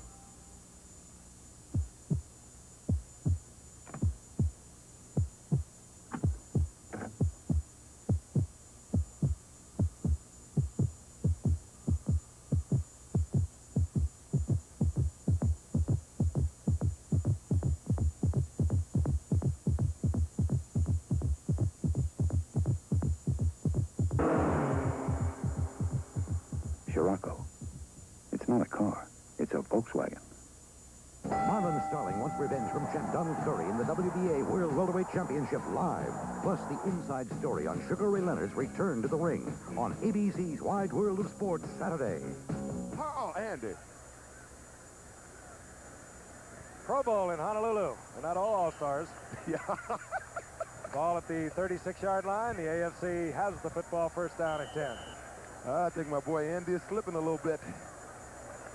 AFC struggling in this game, down 10-0. The only scoring opportunity was a missed 33-yard field goal by Gary Anderson. Kenny's in trouble, gets out of it, and throws incomplete over the middle to Kurt Warner. It'll be second down and 10. We want to remind you, next Saturday, coming up here on ABC, we'll begin our day with the Professional Bowlers Tour, 3:30 Eastern, 2:30 Central Time, that very popular show. Then ABC's Emmy Award-winning Wide World of Sports, 5 o'clock Eastern Time, 4 o'clock Central, will feature the WBA World Welterweight Championship. Donald Curry against Marlon Starling. That'll be live from Atlantic City, New Jersey. These two, of course, fought for the welterweight championship when Sugar Ray Leonard retired, and we're going to be talking with Sugar Ray Leonard about his views. Coming back, we'll talk to his doctor, and we'll be talking with Marvin Hagley discussing the return of Sugar Ray Leonard. Next Saturday here on ABC. Second down and 10, the AFC. Kenny gives the ball to Earl Campbell, and he's in the big arms of Dave Butts, who is like a huge horse blanket out there. I'm telling you something. His first Pro Bowl after 11 years, and as Frank, you mentioned earlier in the game, he was sick all last night, and he's having a well of a game. There was the play before that he pressured Kenny. He made that tackle early in the game. He had a sack. It happens so often in you sport. said it earlier, it does. So many times I can recall myself couple of games where I was running a temperature, didn't feel well, and I don't know, you just dig down and play a little harder, I think. We're Plus you're a little Dave lighter. Bucks today do just that. Third down and 11 for Kinney. Tried to get the rolling pocket, and he does manage to get the ball in the area of Cribbs, but good defensive pressure by Butts once again, and Harry Carson of the Giants forced Kinney to release it when he didn't want to. The big Leroy Selman was bearing down on him. That'll bring up fourth down, and Camarillo will come in to punt. That's the time remaining here in the first half, and the exciting one, Billy Johnson drops back for the NFC.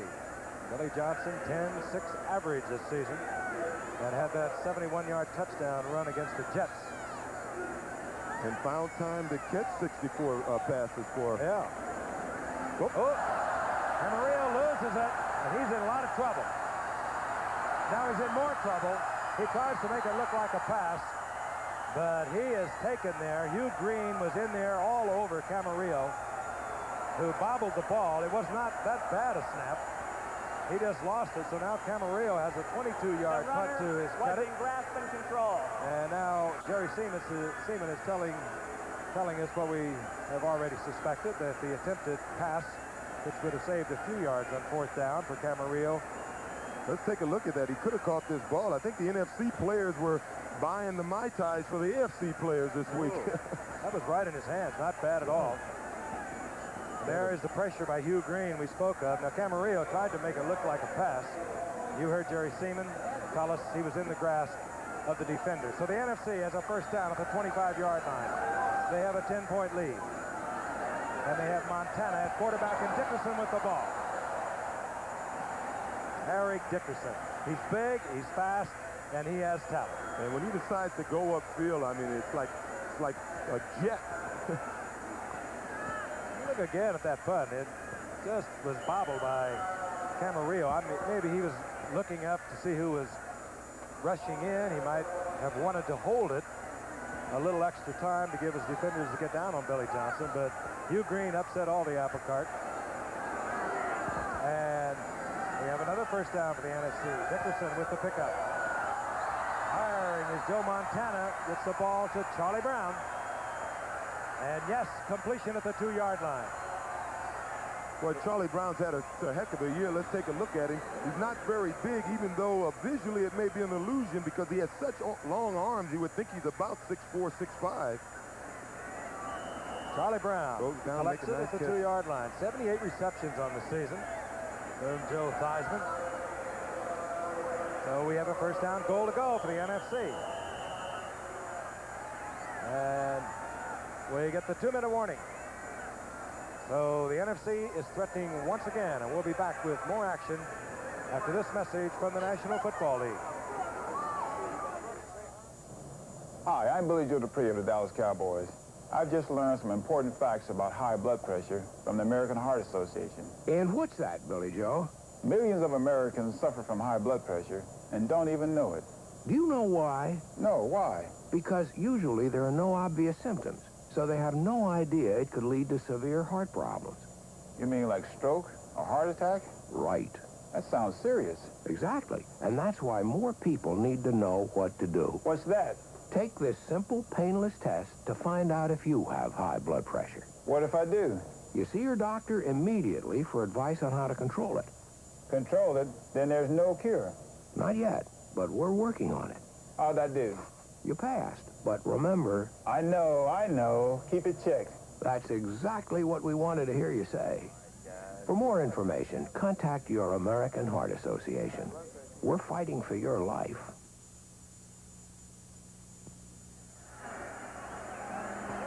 Two minutes remaining in the first half. The NFC has a 10-0 lead, and they have a first down goal to go at the 2-yard line. O.J. Simpson made a rather sage observation a moment ago. They don't practice much goal line defense here at the Pro Bowl. No, they don't. They got a lot of big folks in there. They'll get into the gaps, and they'll just shoot gaps. And flags are down, and whistles are blowing. And we have a penalty. And a referee working the game today, Jerry Seaman. Here's Jerry sorting it out. And here's the call. False start, number 76, offense. Mike Ken, left side. We'll go down to Lynn Swan. He's with Lester Hayes. Lester Hayes, one of the best, maybe the best. Lester, you hurt your shoulder a little bit. Is it okay? Understand, it was a slight sprain, and being a member of the silver and black secondaries, the pride and poise, I'm tough. I'm going to persevere. I know you will. With all the attention and credit you got, man-to-man coverage, is it going to be tough for people trying to make the mark on you in 1984? Logically, Lynn, no. The silver and black secondary mentality is to dictate and dominate. Man-to-man coverage, Lynn, that's a silver and black forte, Lynn, and Team Shell challenge Mike Haynes and myself, but the silver and black shall be victorious. You did a great job this year. Congratulations again. Back up to you, Frank. Silver and black, been brainwashed a little bit. Hey, Did you say, O.J.? Dictate and dominate. I think I like it. Just win, baby. Lester Hayes, indeed, one of the great ones. And he has worked so hard to overcome his stuttering problem, and he is really going to win that one as he has won so many others. That pass was from Walter Payton to Roy Green. It was incomplete. Oh, I know Walter's feeling bad about that. You know, this season, Walter had a game against the Saints when he threw 2 touchdown passes. Kind of a little windy up there, and you can see it was an easy pass. Roy Green was all by himself. Walter just flips it up, sort of, I think he hung it up there just a little too much. Just out of the back of the end zone, and I think Roy Green, if he had a little more area, would have held on to that. A little more area, it'd have been on the 3rd level here. Walter Payton has been doing that since the days of Jackson State. And he's completed many a touchdown pass. We've got a 3rd down and goal to go. Montana has Andrews as his fullback, and he's in trouble. Montana works the ball into William Andrews, touchdown NFC. And we talked about it earlier in the game. You have watched Joe Montana do it so well over the past 5 seasons. When he gets in trouble, he's a good athlete. He moves around, he finds the receiver on broken plays as well as any quarterback who's ever played this game. Well, let's take a look at him. The toughest phase in playing in an all-star game is getting timing between your quarterbacks and your receivers. And when you got 2 quarterbacks like Montana and Theismann that can run around and make something happen, you have a definite advantage. Andrews goes into the Pro Bowl record book, the first man ever to catch 2 touchdown passes. As you watch Ali Haji Sheikh at the extra point. And we have a 17-0 lead. Now, that might be overwhelming in certain games throughout the course of the season, but keep in mind who the AFC has playing on their offensive unit. They can score quickly. Here's another look as Montana works around, finds the receiver. There's Andrews, who made sure he had an open spot for Montana into the end zone. Touchdown, NFC. That's another man going into an option year here, this William Andrews. I'd like to be in his shoes. Think I can buy me some new tennis balls, gift.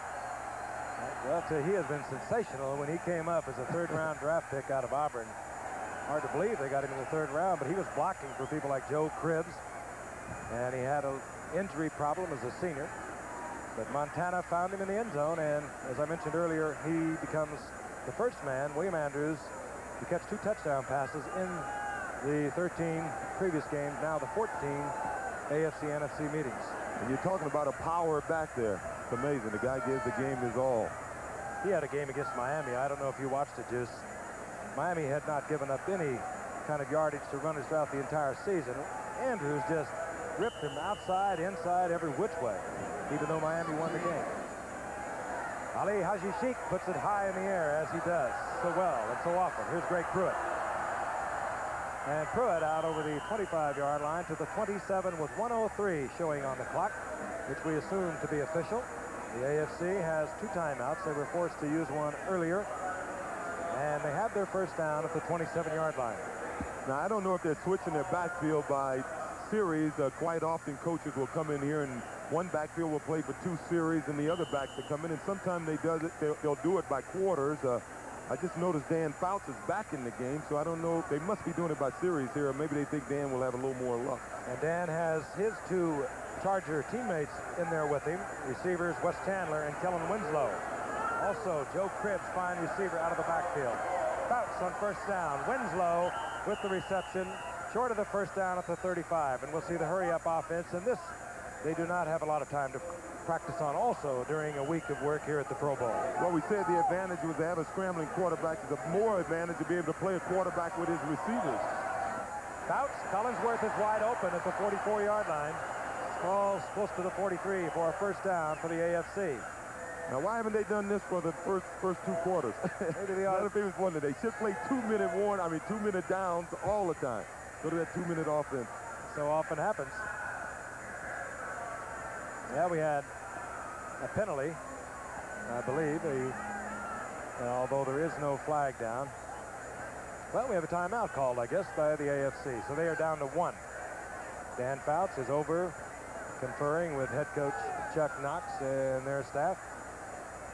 Give us a chance to talk about something we enjoy talking about so much, and that is the goal is gold when the 14th Winter Olympic Games in Sarajevo, Yugoslavia began February the 6th right here on ABC. 63.5 hours will be telecast of the Winter Games as we eagerly anticipate our American hopefuls chasing after their dreams. Alpine skiers such as Steve and Phil Mayer, the twins, Tamara McKinney, the overall World Cup champion of all the women for the first time ever for an American a year ago. She is really starting to peak out. Figure skater Scotty Hamilton and Rosalind Sumner's cross-country skier Bill Koch. That's just mentioning a few. The Olympic Games were once in a lifetime. Happens every 4 years. Speaking of the Olympics, I'm kind of proud of my wife Astrid. She will run the first lap of the Olympic torch, OJ, when they bring it to this country. She's the first woman to run for Terry Rozelle's foundation with children with learning disabilities. So Astrid will be carrying the torch. Congratulations. 43-yard line. Fouts is back on first down for the AFC. They have one timeout remaining, and Fouts will be sacked. And down he goes, Bill Gay, who is here as a replacement for an injured Fred Dean of the 49ers, gets the sack for the NFC. Well, Bill Gay went to USC. He was a tight end. Gay and English with Detroit. They had tremendous years this year defensively. Fouts again. Collinsworth. Oh, beautiful effort by Collinsworth. Gets the first down yardage out of bounds, stopping the clock with 21 seconds remaining in the half. Mark Haynes trying to cover Collinsworth. Let's take a look at the end of this pattern. You're talking about a great player. He was a state 100-yard dash champ in high school. Threw 2 touchdown passes, Frank. When he first went to Florida, he was a quarterback.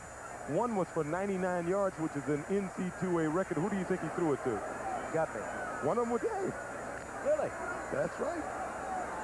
Derek Gaffney from the Jets, and the other one was thrown to Wes Chandler. He's lined up on the other side here. Collinsworth gets the first down. And the ball is dropped by Fouts as he pulled away from the center, and it's in the arms of Lawrence Taylor. Lawrence Taylor trying to turn into a running back. Holds on to the football, and the NFC gets it back with 14 seconds remaining in the half, and another effort by the AFC goes awry. Well, the AFC is having a little trouble holding on to the ball today, but I tell you what, I remember a few years ago down in Dallas, the AFC, we had them down by about 20 points, and they came fired up, and we had to win the game late in the ball game. Dwight Stevenson was the snapper. Dan Fouts, you couldn't see it. Of course, something happened in the transition. Well, one thing you can't see on your television screen, it is a slight drizzle coming down, so the ball does tend to get a little wet and slippery. And even when the rain stops, as it's been doing, it's been raining on and off. Right now it's sprinkling a little bit, but that carpet remains wet. And when they place the ball down on the field, it'll come away from the center with a wet spot. This is Montana on first down. Oh, that ball is picked off. The final seconds are ticking off, but the clock is stopped with 4 seconds, so the AFC will have one more opportunity. Chip Banks with the interception. Boy, is he a ball player. From USC, Chip Banks, you saw him early in the first quarter make a big 4th down stop. Came up with another big play there. He's about 6'5", pretty tall for a linebacker. In Montana, he's running around. He can't find a receiver. Chip Banks is playing games with him. Montana now chased out close to the sideline. Banks goes way up in the air, one-hands it, tips it back into his arms, and as I mentioned, the AFC gets it back. Clock is stopped with 4 seconds on the turnover. Joe Montana gets the interception, and out comes Gary Anderson. Got a pretty strong breeze going left to right, so This will be an attempt of 44 yards, and Gary Anderson of the Pittsburgh Steelers puts it through the uprights, and the AFC, which has struggled throughout this first half, is finally on the scoreboard. They're down 17-3. As the teams head to the locker room, we'll be ready for our halftime features right after this message, and then a word from our local stations. Our son goes to camp. Fascinating. And you take over his computer. Incredible. Now, command the powers of Atom, the power of a complete computer system, all in one package. How about writing the kid a letter? A letter? We'll use Atom. A computer? Atom, an electronic typewriter with built-in word processing program. So simple you can start using him right away. Adam's asking me a question. So answer it, and... Oh, we computed it. Command the powers of Atom and program your future. Monday, meet a blind calf with his own seeing eye doc, and it's whoosh against shush in a downhill asphalt race. That's incredible, then. All right, come in. They say you enticed them. No. You wanted to go to bed with them. No! When she says no. Tomorrow, all starting at 8, 7 Central and Mountain. Fasten your seatbelt. Right now, when you buy any new 1984 Thunderbird or Tempo from Wayneacres Ford, you'll get a $350 cash rebate and the best price in town. Make your best deal on any new 1984 Wayneacres Thunderbird or Tempo and get a $350 cash rebate to boot. Our best deal is your best deal. Prove it now with $350 cash in your pocket and the deal of your life on a 1984 Thunderbird or Tempo. Wayneacres Ford, 10th Avenue North, just west of I-95 Lake Worth. Performance. You'll find it at the drag strip. And you'll find it at a Phil's Auto Store. Phil's sells a complete selection of brand name auto parts and accessories at everyday low discount prices. Winning names like Pram, Quaker State, Moroso, even hard to find foreign parts. Phil's is open 7 days a week in convenient locations throughout South Florida.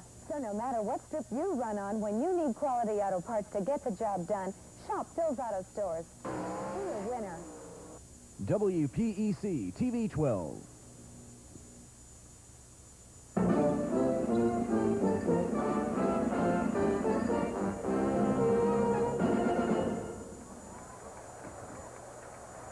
The sun has come out once again here at the Aloha Bowl in Honolulu. Aloha Stadium, rather, where the 14th AFC NFC Pro Bowl is being played. We're at halftime. The NFC leads 17-3.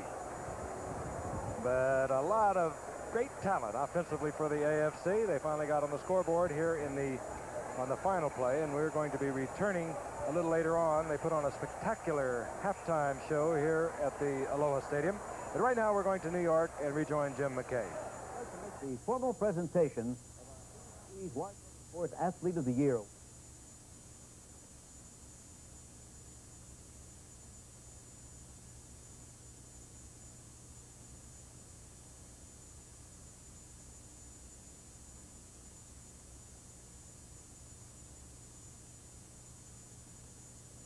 We'll be going back to the Pro Bowl very shortly. But right now, I'd like to make the formal presentation of our ABC's Wide World of Sports Athlete of the Year award.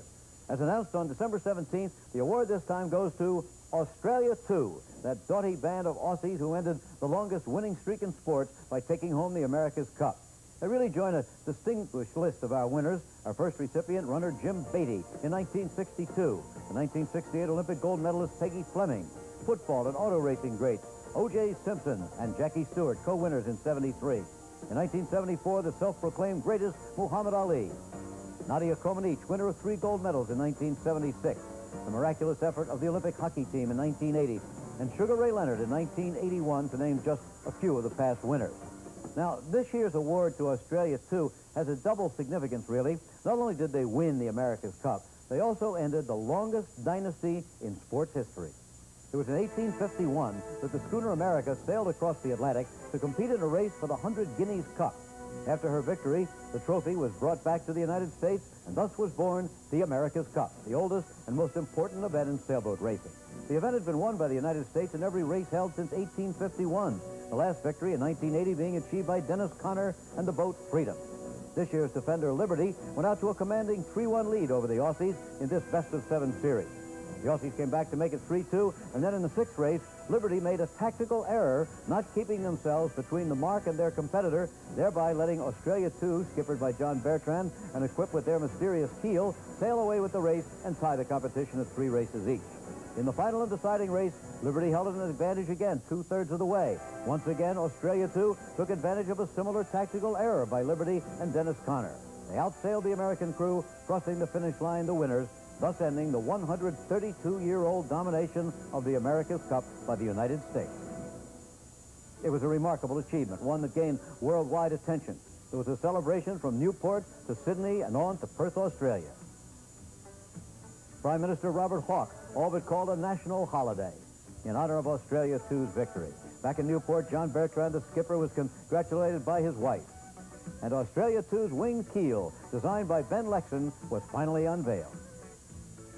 Alan Bond, head of the Australia 2 syndicate, held his gold-plated wrench high. It had been given to him to unbolt the trophy so he could take it home. With us now at our Denver affiliate, KBTV, is the leader of the Australia 2 syndicate, Alan Bond. First of all, Alan, congratulations to you and all the men of Australia 2. They tell us that it took some $16 million, and we know 4 tries for you to take that America's Cup back to Australia. You got to go through all that over again in 1987? Well, we certainly are. We're hoping to be the defender in Perth, Western Australia, and we'll have to go against any other defenders that might come on the map. There will, of course, be the usual competition among Australian boats to be the defender, just as the American yachts have always contended with each other. Oh, yes, similar trials will go on in latter part of 1986, ready for the main event in Perth in 1987. Well, now that the controversy is behind you, and I hope all of the bitterness is also behind us, was the keel the whole difference? No, it was a total yacht, the mast, the sails, and the keel. Australia 2 was a faster yacht than Liberty, and that's why we won. Dennis Conner, of course, started a fantastic race series, and but we just managed to get there at the last moment. Well, Alan, this is the trophy. A replica like this has been given to the winner every year since 1962. It was done by a well-known sculptor named Bruno Lucchesi, and certainly this year, every bit of it was earned by you and the men of Australia 2. Congratulations. Well, thank you very much. It's a great honour to receive this on behalf of the whole team, the support people, and the people of Australia. Okay, thanks again, Alan. That's it, then, for the Athlete of the Year award. 1983 was a great year for the men of Australia 2. And by the way, 1984 is going to be quite a year for ABC Sports. In 1984, ABC Sports salutes the golden dreams of the world's athletes with the most outstanding lineup of sports events ever presented by an American television network. In May, the Kentucky Derby, the world's premier horse race, called by many the most exciting 2 minutes in sports. The Preakness Stakes, the middle jewel in the Triple Crown. The Indianapolis 500, the greatest single-day sporting event in the world. 3 of golf's most important events, the U.S. Open in June, the British Open in July, and the PGA Championship in August. This summer, baseball's one and only all-star game. And in the fall, the excitement of the American and National League Championship Series. You'll also see live start-to-finish coverage of the prestigious New York City Marathon in October. ABC Sports will, as always, present football's finest. The exciting USFL will be back.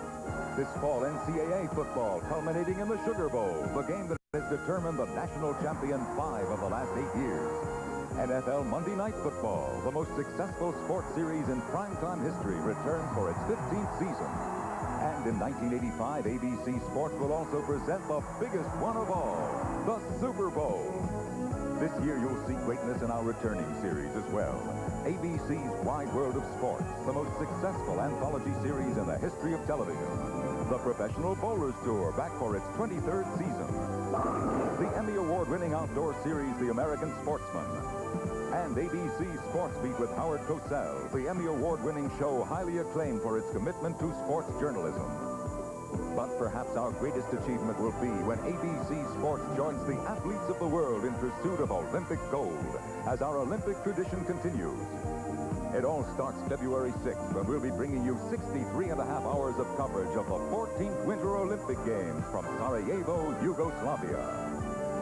Sarajevo is a fascinating place, a city where East meets West, making it a very appropriate place for a world gathering of athletes. Our Olympic hopefuls will be there. reigning world men's figure skating champion Scott Hamilton, the current queen of the ice Rosalind Sumner, and former world champion Elaine Zayak, the defending men's World Cup skiing champion Phil Mayer and his twin brother Steve. Heading our women's ski team, the defending World Cup women's champion Tamara McKinney. There will be speed skating, the daring bobsleds in luge, the awesome sight of men in flight, everything that has come to make the Olympic Games the most exciting sporting event in the world. And all the world will be waiting to see if miracles can happen again when America's Olympic hockey team takes to the ice to defend its title and bring home gold once more. In May, June, and July, we'll bring you almost 20 hours of daytime and primetime coverage as America's athletes try to win spots on our U.S. team in the Olympic trials. Then, this summer in Los Angeles, we'll have over 180 hours of coverage of the games themselves. With the most distant venues being almost 200 miles apart, we'll need more than 2,500 ABC personnel to televise the games. The Los Angeles Olympics, the biggest event in the history of television. In 1984, ABC Sports salutes the golden dreams of athletes with the most outstanding lineup of events ever presented by a television network. The result, like the Olympic medals America hopes to win, will be pure gold. One more thing. We at ABC Sports will have a bit more spring in our step as we head for Sarajevo and our coverage of the 14th Olympic Winter Games, and of course, later on to Los Angeles for our presentation of the Summer Olympics. Why? Well, last Wednesday, it was announced by Roone Arledge, the president of ABC News and Sports, and Juan Antonio Samaranch, the president of the International Olympic Committee, that ABC Sports has been awarded the rights to the 1988 Winter Games in Calgary, Canada. That's right, Calgary, a city of some 600,000 in the province of Alberta.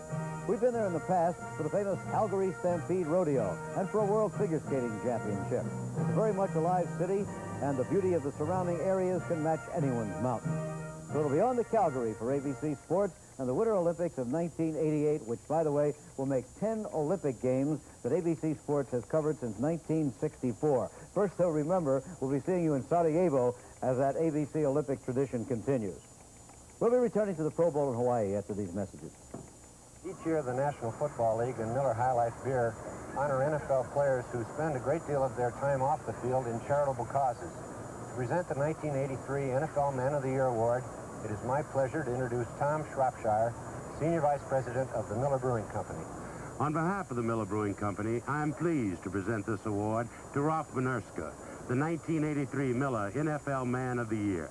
In addition to this trophy, a scholarship donation of $5,000 will be given in your name to a deserving high school student. Congratulations. Thanks, Tom. And thanks to the NFL and Miller Brewing Company for sponsoring the award. I accept it on behalf of all the NFL players to make it a priority to get involved in their communities. Thanks. We weren't planning to go to Midas on our honeymoon, but we didn't have much choice. The brakes on my old Camaro were making a terrible noise, so we pulled into Midas and showed them my guarantee. And you're Patrick Simmons? I used to be. Midas fixed the brakes right away, and because of the guarantee, the brake shoes were free. I guess something always goes wrong on your wedding day. It's a good thing we could go to Midas. Trust the Midas touch. These buttermilk biscuits remind me of home.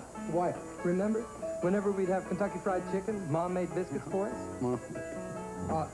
Mom never made me biscuits. Chicken's real special. Hey, Mom never made me biscuits. And the biscuits are made from scratch. Yeah, just like Mom. Yeah, but see, Mom never made me biscuits. Too bad. Because it tasted just like these. She never made me biscuits. Kentucky Fried Chicken and biscuits made from scratch. What a match! They do chicken right. Back at Aloha Stadium in Honolulu, where an elaborate halftime production is underway, is Hawaii's Salute to the Movies. And at the moment, Danny Kalekini, one of the great entertainers here in the islands, who has been 17 years at the Kahala Hotel, and one of the real fine entertainers you'll ever hear is doing the entertaining at the moment. He has just concluded Blue Hawaii from the movie Hawaii. Let's listen to him a moment. Made in 1966. Hawaii. This is the theme we trace through our movies. This is the message portrayed in our music. And this is Danny Kalekini.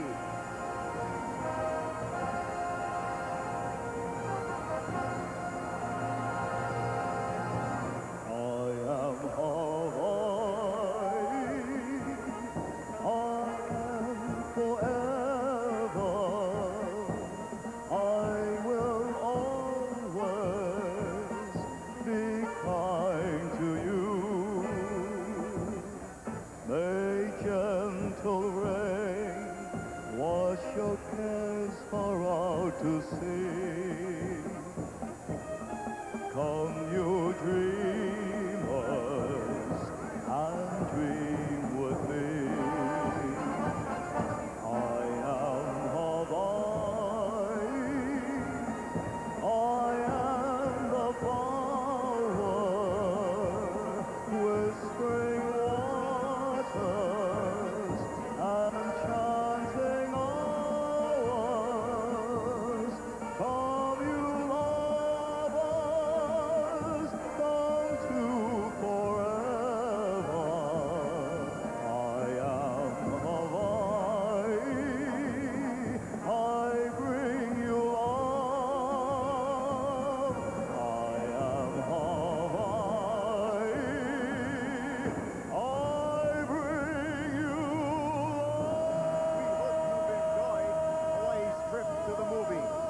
One of the first of many celebrations of Hawaii's 25 years of statehood. And now, from Aloha Stadium, we bid you aloha till we meet again next year here in Honolulu, Hawaii.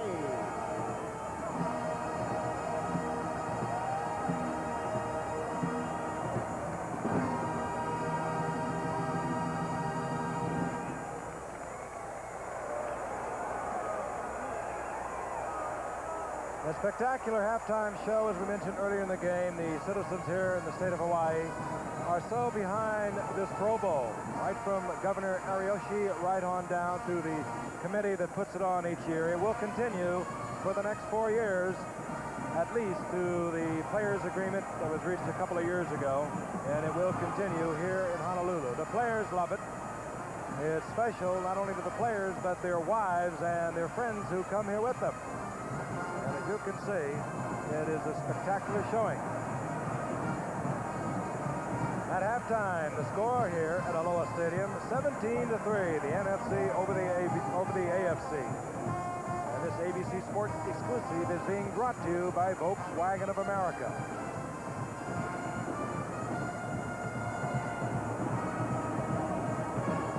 The AFC struggling throughout the first half. O.J. Simpson and I were talking a while ago. One senses that Chuck Knox probably should just settle back, put Dan Bounce in the game, get Kellen Winslow in there with him, Wes Chandler, and go with what they have been so successful with over the past few years.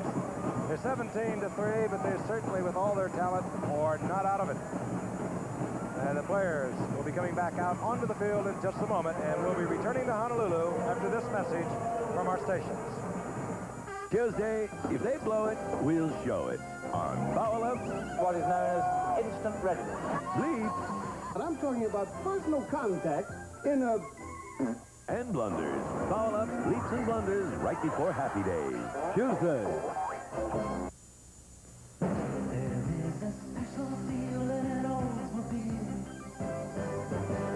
Get the special feel of an Oldsmobile right now from two of the biggest Oldsmobile dealers in the Southeast, Clark Oldsmobile in West Palm and Dan Burns in Delray Beach. Bigger dealers mean better prices, and Clark Oldsmobile and Dan Burns are out to make Oldsmobile Palm Beach County's #1 selling car in '84. Test drive them all today. The Forenza, Omega, Cutlass Supreme, Cutlass Sierra, the Delta 88, Toronado, and the safest rated cars on the road today, the great new Oldsmobile station wagons. Get the feel of an Oldsmobile.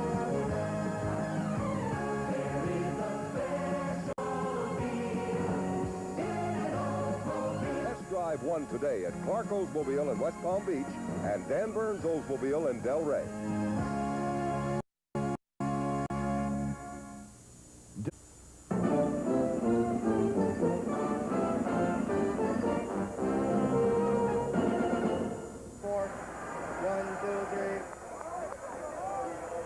Aloha Stadium in Honolulu, and the players have come back out onto the field. The participants in the halftime extravaganza are leaving the field. And again, it's a game that's been dominated by the NFC. AFC have hurt themselves, and let's take a look at the first touchdown. At this point in time in the first quarter, Joe Theismann at the helm. The NFC was on top 3-0 on a field goal from Ali Haji Sheik, and this shot to William Andrews, and As O.J. and I commented earlier, when he sees the goal line, Andrews just puts the head down, he gets in there. We'll look at it from a lower angle. Theismann had a tremendous first half. 14 of 15, 176 yards, 1 touchdown. And this was the first one to William Andrews. Strong, isn't he, Juice? Yeah, well, look at him here. He's about 6 foot. He says he weighs 205 pounds. I think he's closer to 215, and he runs so low to the ground. He has those strong legs. He works well also with Joe Montana. Here's Montana. We have talked so many times about his ability to get out of trouble. He's scrambling around, this from about the 5-yard line. And he spots number 31 once again. Andrews gets his second touchdown in the first half. And interestingly enough, no receiver here in the Pro Bowl in the previous 13 meetings has ever scored on 2 touchdown receptions. Those are the numbers, and they represent the dominance of the NFC over the AFC.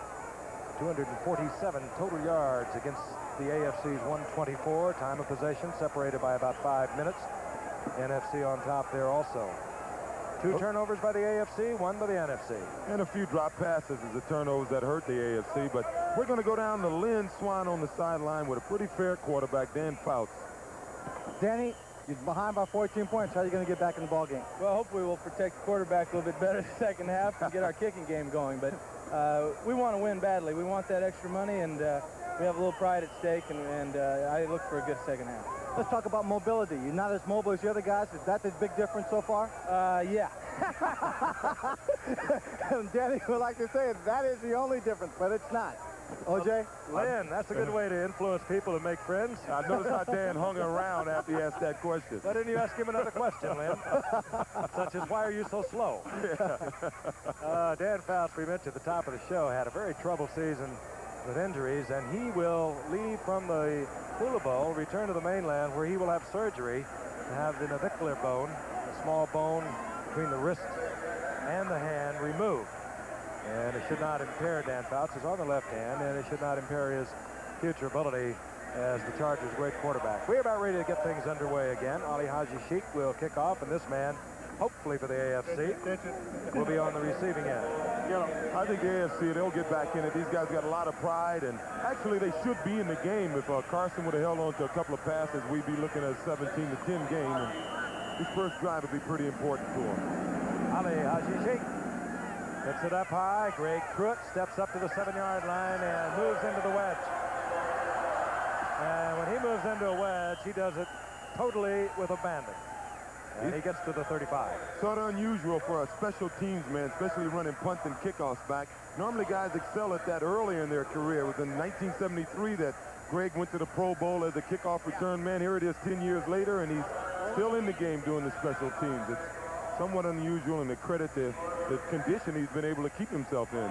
Washington will tell you about him. Greg Pruitt rambled for 97 yards on a punt return against the Redskins in their regular season meeting.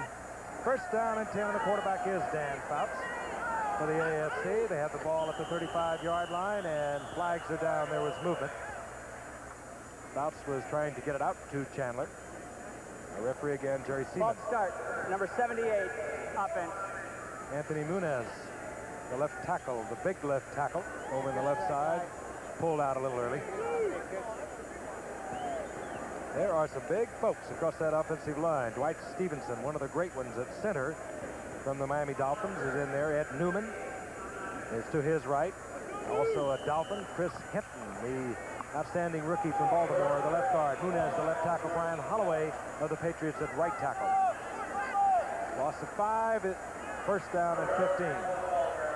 Earl Campbell, and he is dropped by Doug English for a loss inside the 25-yard line. Loss of about 6. So the AFC struggling once again. I notice the AFC have their more experienced linemen in the game. They got Henry Lawrence in the game there instead of Brian Holloway, and some of the older guys are trying to get something going now. I think they got to throw the ball. In a game like this, it's a wide open game. They're playing 4 men down. You know you're going to get man coverage. I'm surprised they're not trying to throw the ball downfield a little more. I imagine it makes Chuck Knox, the conservative coach of the Seattle Seahawks in the AFC, wince a little bit. But again, this is what Dan Fouts was talking about. I don't care how mobile he is. That was Randy White. And he just blew by Anthony Munoz. And maybe that's why he's not throwing. Flew right into the face of Dan Fouts, and there is another loss. 3 consecutive losses. 1 sack, 1 trap of Campbell, and the penalty. His third and tremendous yardage. We'll look again, and they're dealing a little bit in there. Selman came to the inside. Randy White circled around outside of him. The AFC didn't pick it up, and there's a loss all the way back to the 17-yard line, 3rd down and 28. Joe Cribbs and Kurt Warner are now the setbacks for the AFC, but they're going to put it in the air. Fouts. This will be picked off. Nolan Cromwell. Cromwell, he'll ease it into the end zone. And he is threatening to run away with this one. Dan Fouts hung it into a crowd, hung it short, and Nolan Cromwell, playing in his 4th Pro Bowl, this time at a new position, strong safety, gets the interception. Say credit to Nolan, too. It was pretty tough for him living in Los Angeles, reading about him going from free safety, where he's been an all-pro, to strong safety.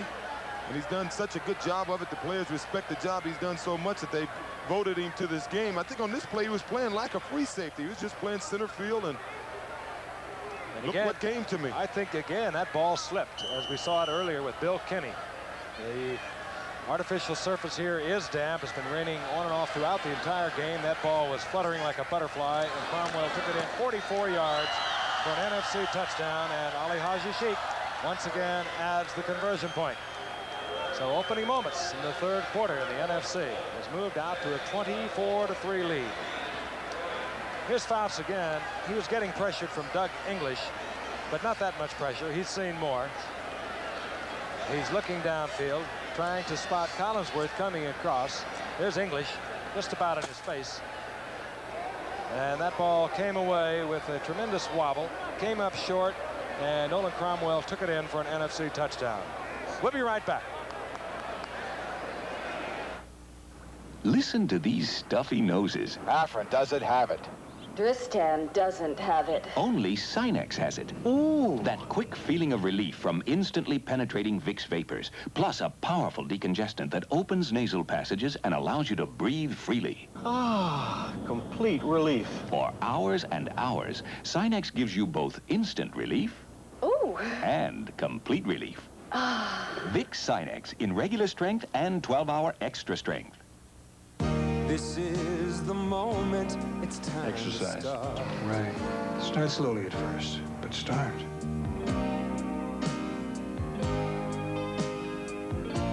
You know you've got to find your way. That new tomorrow starts today. This is the best of life. I've decided to start. You can do it, and we'd like to help. Visa. As a 1976 Olympic silver medalist and 1982 World Cup champion, Bill Koch has only one challenge left, Olympic gold. Just wait. Starts February 6th on ABC. Once again, Aloha Stadium, and the sun is really shining on the NFC. They lead 24-3, and they're kicking off once again. Ali Haji Sheikh hits it up high. Greg Pruitt settles in at the 10, looks for the wedge. And this time Pruitt finds it and booms out to the 40-yard line, giving the AFC good field position, but they have been almost helpless in moving the football.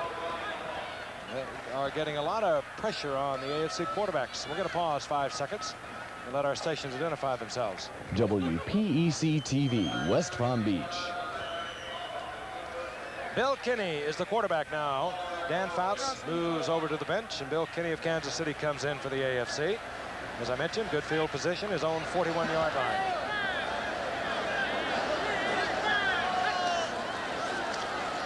Kinney has to dump it off. Kurt Warner. And Kurt Warner turns a little bit of nothing into a whole lot of something to midfield, short of the first down by about a yard. Tripped up by Nolan Cromwell. Well, that was a great pass by Kinney, because Too Tall Jones was right over there. I thought he would knock it down. One thing about Chuck Knox, he's not messing around now. He's got all the old pros up front. I see Kuchenberg is in the game, and Ed Newman's in the game. They got Mike Webster centering the ball now, so he has his best, at least in terms of years in the league and experience, his best offensive line in there. So the AFC with plenty of explosive offensive talent if we can just get it untracked. I know they are not out of this yet. Bill Kinney tries to get it to Winslow, incomplete. And again, there was pressure on the quarterback. That time, Randy White getting right into Bill Kinney's face. So it will bring up a 3rd down and 1. This is about the best we've seen a defensive team pressure an all-star quarterback, and we've been watching these Pro Bowls, playing them in them for many, many years. They are really getting pressure on the AFC quarterbacks, Dan Fouts and Bill Kinney. Bill Kinney, his play in the first half was 1 of 11 with 20 yards and 1 interception. That's what he is right now. 3rd down and 1. Well, flag is down as Kurt Warner has the yardage for the 1st down. But it looked as if Wes Chandler stood up to signal for a timeout for some reason. May have been a little motion penalty on them. That's exactly what it'll be. I think you probably saw it. Wes Chandler was in kind of a slot position, and just before the ball was snapped, he stood straight up, and it did look like he was trying to call a timeout. I don't know why he would on a short yardage. Watch it. Short yardage situation. He obviously at 170, 165 pounds would have nothing to do with, you know, Warner running the ball. Illegal motion, number 89, offense. Well, they call Wes Chandler. He might have been calling timeout because they might have had him blocking on Ed Jones. I would have called timeout. He wanted a second consideration there. 3rd down and 6 now. And Kenny will work from the shotgun.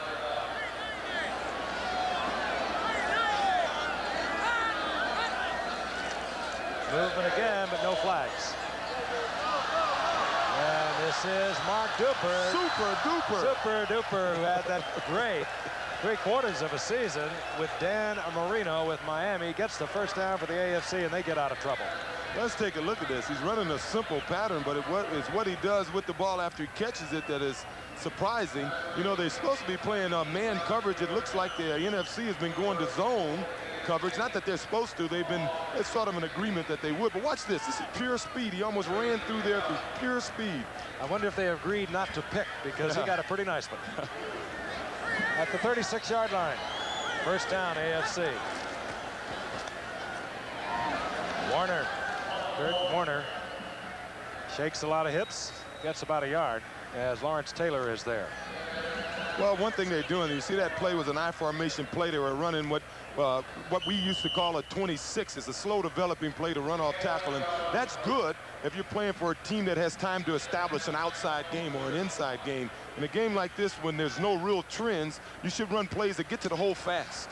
You know, and let the back, do what he does best, once he gets through the hole. And keep the ball in the air. Yes. 2nd down, long 8. Kinney back. Kinney had Carson open. He was working against Everson Walls. So Carlos Kinney of Kansas City, or rather Carson, had the move on Everson Walls, but it's incomplete. Got to give him credit. The kid gets open. Had a few drops in the first half. He could have made up for it there. It's interesting watching these players. There's 30 #1 draft picks performing here out of the 80 players. But there are a lot of free agents. One of them right here, Everson Walls, who had such a great 3 years with Dallas. This time he allowed Carson to get by him. Carson, one of those middle round draft picks. So quite frankly, anyone can play this game. It doesn't really matter where they come from. 3rd down and 9. Winslow, the intended receiver. Good coverage back there. Nolan Cromwell coming over from safety, getting help underneath from Ronnie Lott, and it'll be 4th down. Interesting decision now for Chuck Knox. He's down 24-3. It's 4th down. He has fairly good field position. It would be a long field goal attempt, and on 4th down, the punter stays on the bench.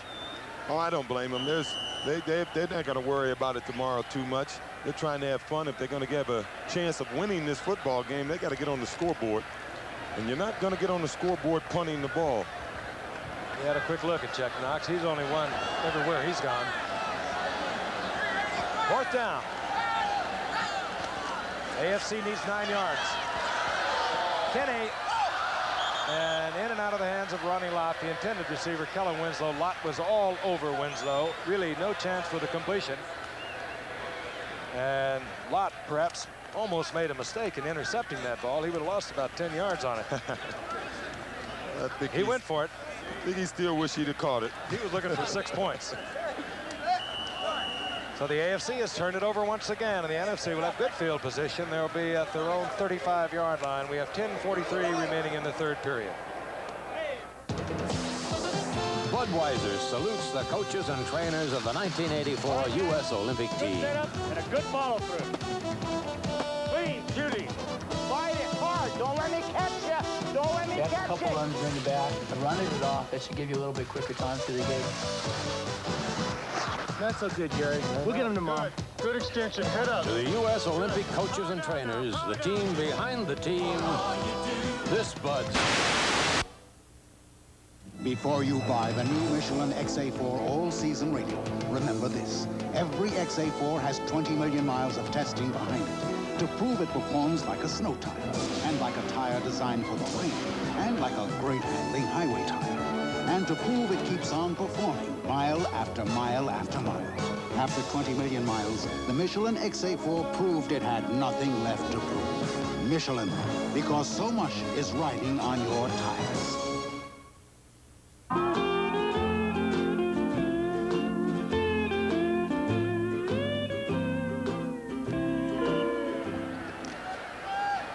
We have seen the NFC in the first half fail on a first down and goal to go. The AFC a moment ago missed on a 4th down and 9. The NFC has a first down and 10. The ball at their own 35-yard line. Fred Smerlis a little quick off the line of scrimmage for AFC, and flags are down. Fred Smerlis playing that unfamiliar tackle position, O.J. He's a nose tackle.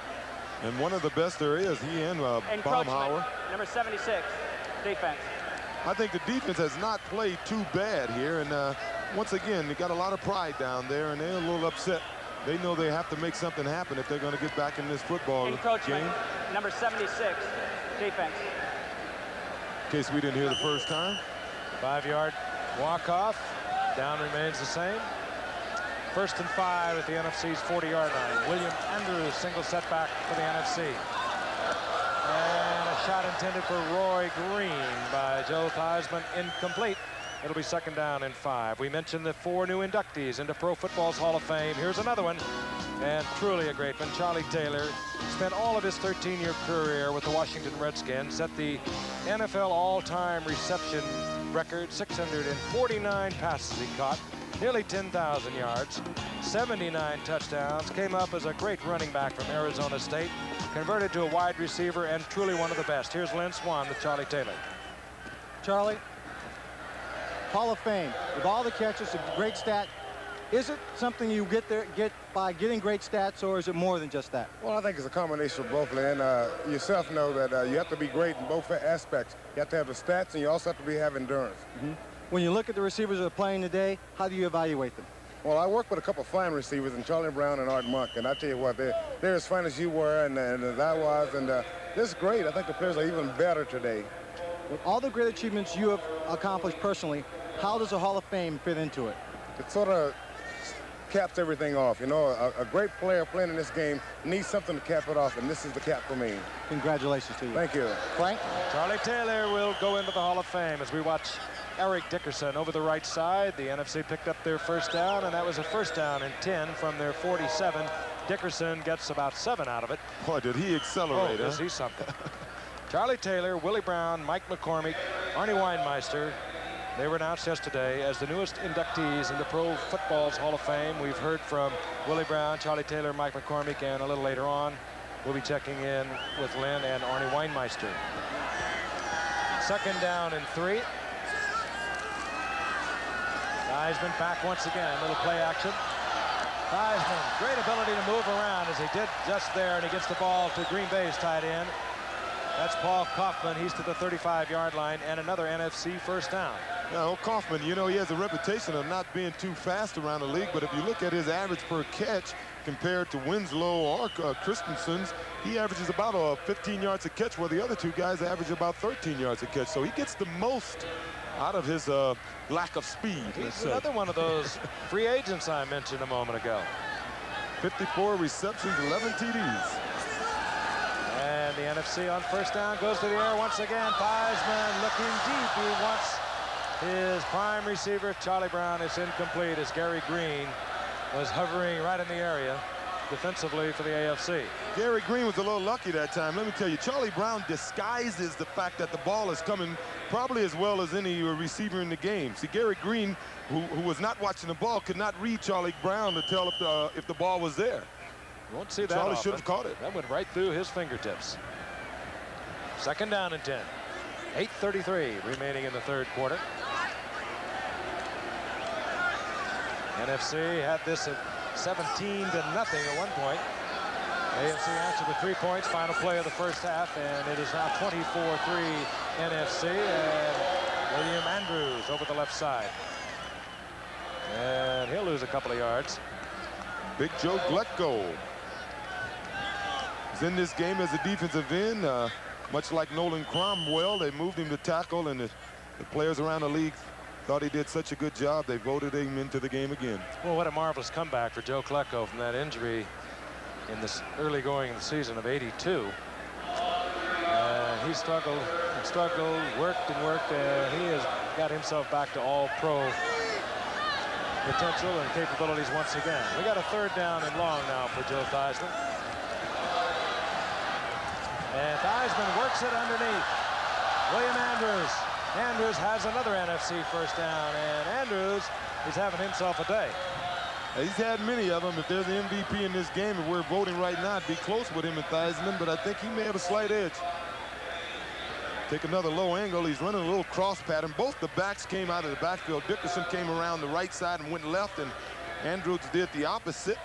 Caught the ball, made a nice catch, and it's acceleration time here. Good call, too, because it was 3rd and 13. The AFC was thinking deep, and Theismann sent the receivers deep and then delayed Andrews underneath. With Theismann, thus far, 16 of 19, 208 yards, and 1 touchdown.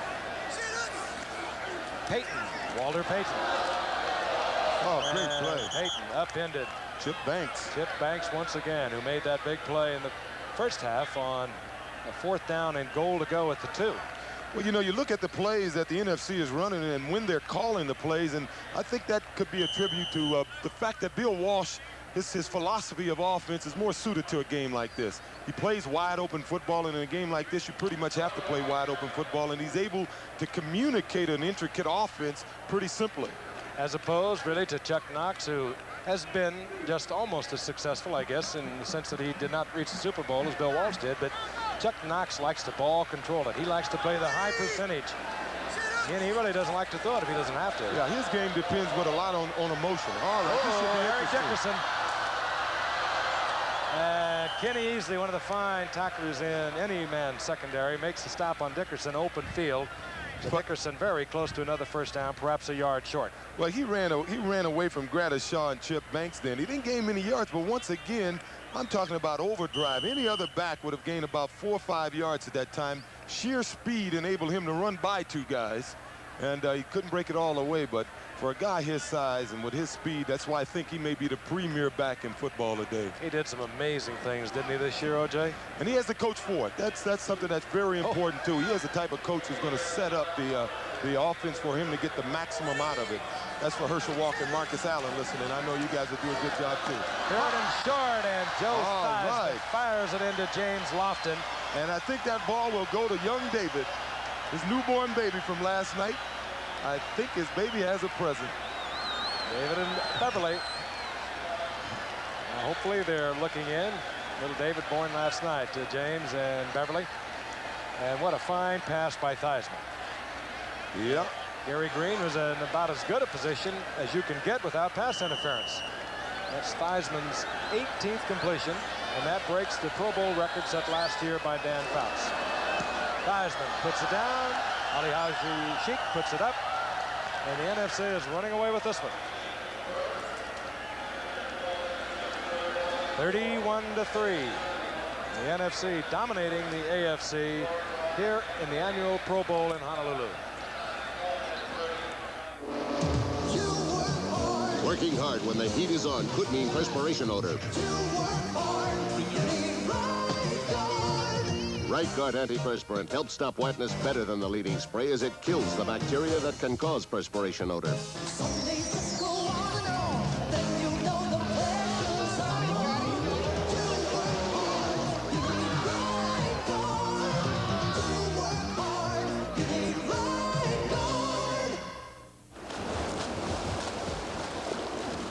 I may not win every race, but I still have an advantage over these guys.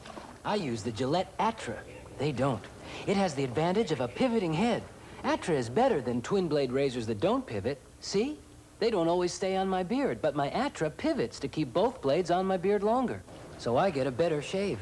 Close, comfortable. Get the Gillette Atra and get the Atra advantage. Hey, everyone can use a little advantage. WPEC TV 12.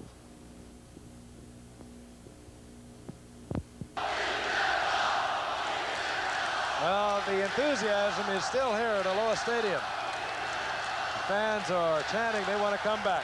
Well, they're seeing some big plays, Frank. Unfortunately, all the big plays are by one team, the NFC. It's been that way. Ali Haji. This time it's a low liner that's taken by Kurt Warner. Warner heads up football at the 10-yard line because that would have gone through the end zone. So Warner, with his good play, saves 10 yards for the AFC. The problem is they need 70 more. There is a record attendance here at Aloha Stadium. 50,000 plus. 50,445 to be exact. It only seats 49,800. So they've taken a shoehorn and brought the people into the stadium. They're enthusiastic here, too. The quarterback remains Bill Kinney.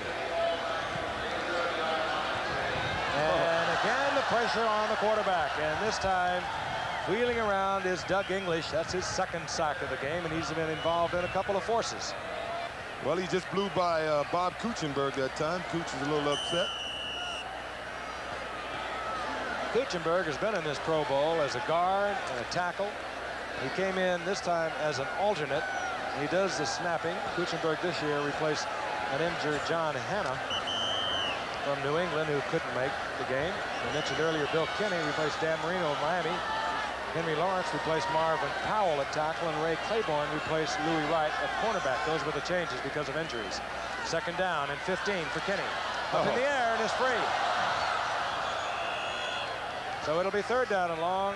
On the sideline, Lynn Swan with Joe Theismann.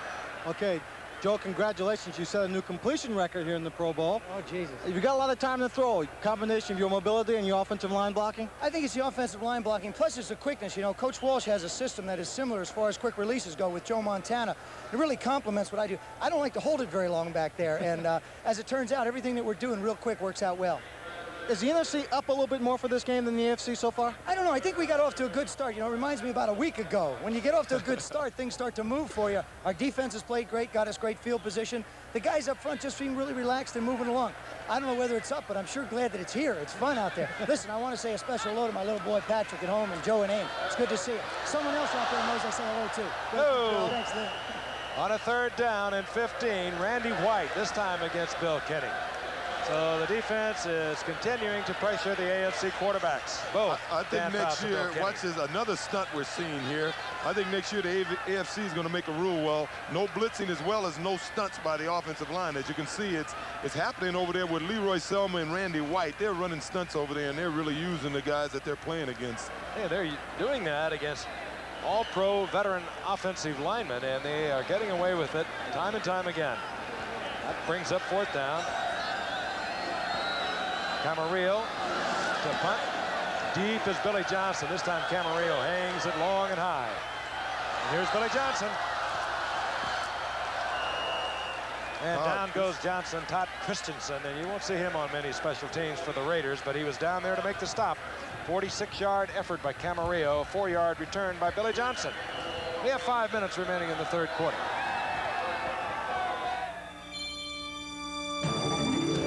Televideo personal computers equip the professional for success.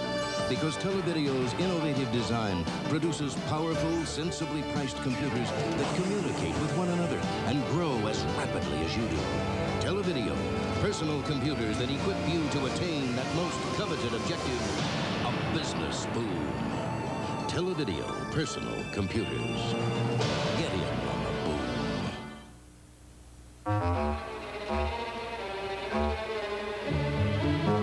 If emergencies never happened, you might never need a tire as good as Tiger Paw Plus with Oil Seal from Uniroyal. But you might.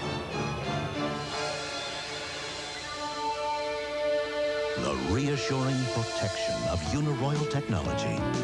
Tiger Paw Plus with Royal Seal from Uniroyal. You may never need a tire this good. The NFC defensive unit has gotten to the AFC quarterback 6 times. That is highly unusual in the Pro Bowl. And it has been one of the deciding factors in the 31-3 lead by the NFC. And on first down, Tony Dorsett tries the right side, upended by Chip Banks, who is turning in a fine game defensively for the AFC. I think that's the new glamour position in the NFL as linebacker.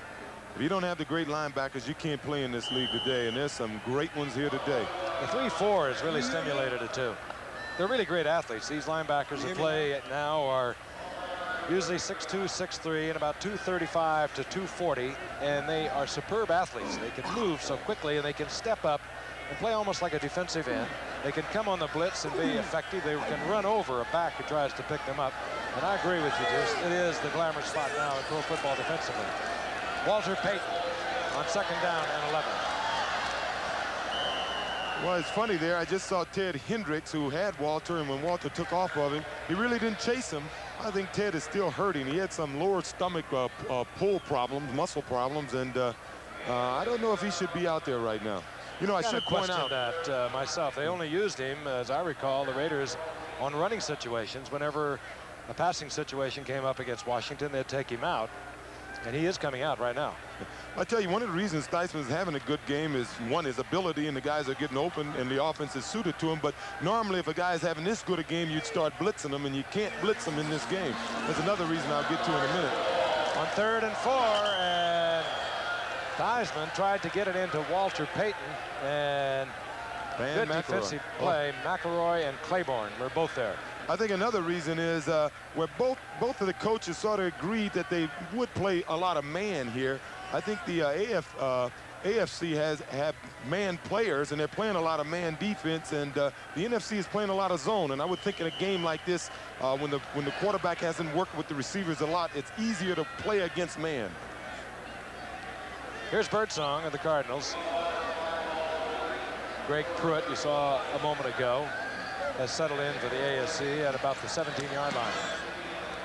And Birdsong. Pruitt, fair catch at the 17-yard line. So the AFC, this time, able to stop the NFC's offensive attack, and they have the football back. They need a lot of points, however. We'll be right back.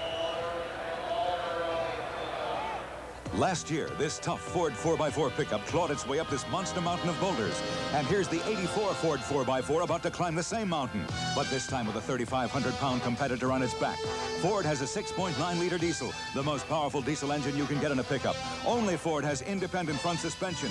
Ford is America's best-built, full-size pickup, based on a survey of owner-reported problems during the first 3 months. Yes, Ford always seems to end up at the top. The best-built American trucks are built. Ford Tough. This Bud's for everyone who keeps things rolling on the mighty Mississippi. Breakaway barge, please respond. Let's get him. Thanks, Golding. We're right below here and we're on our way out.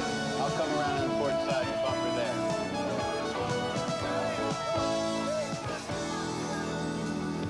there. Yeah, just for you. That distinctively clean, crisp taste that says Budweiser. For all you do, this Bud's for you.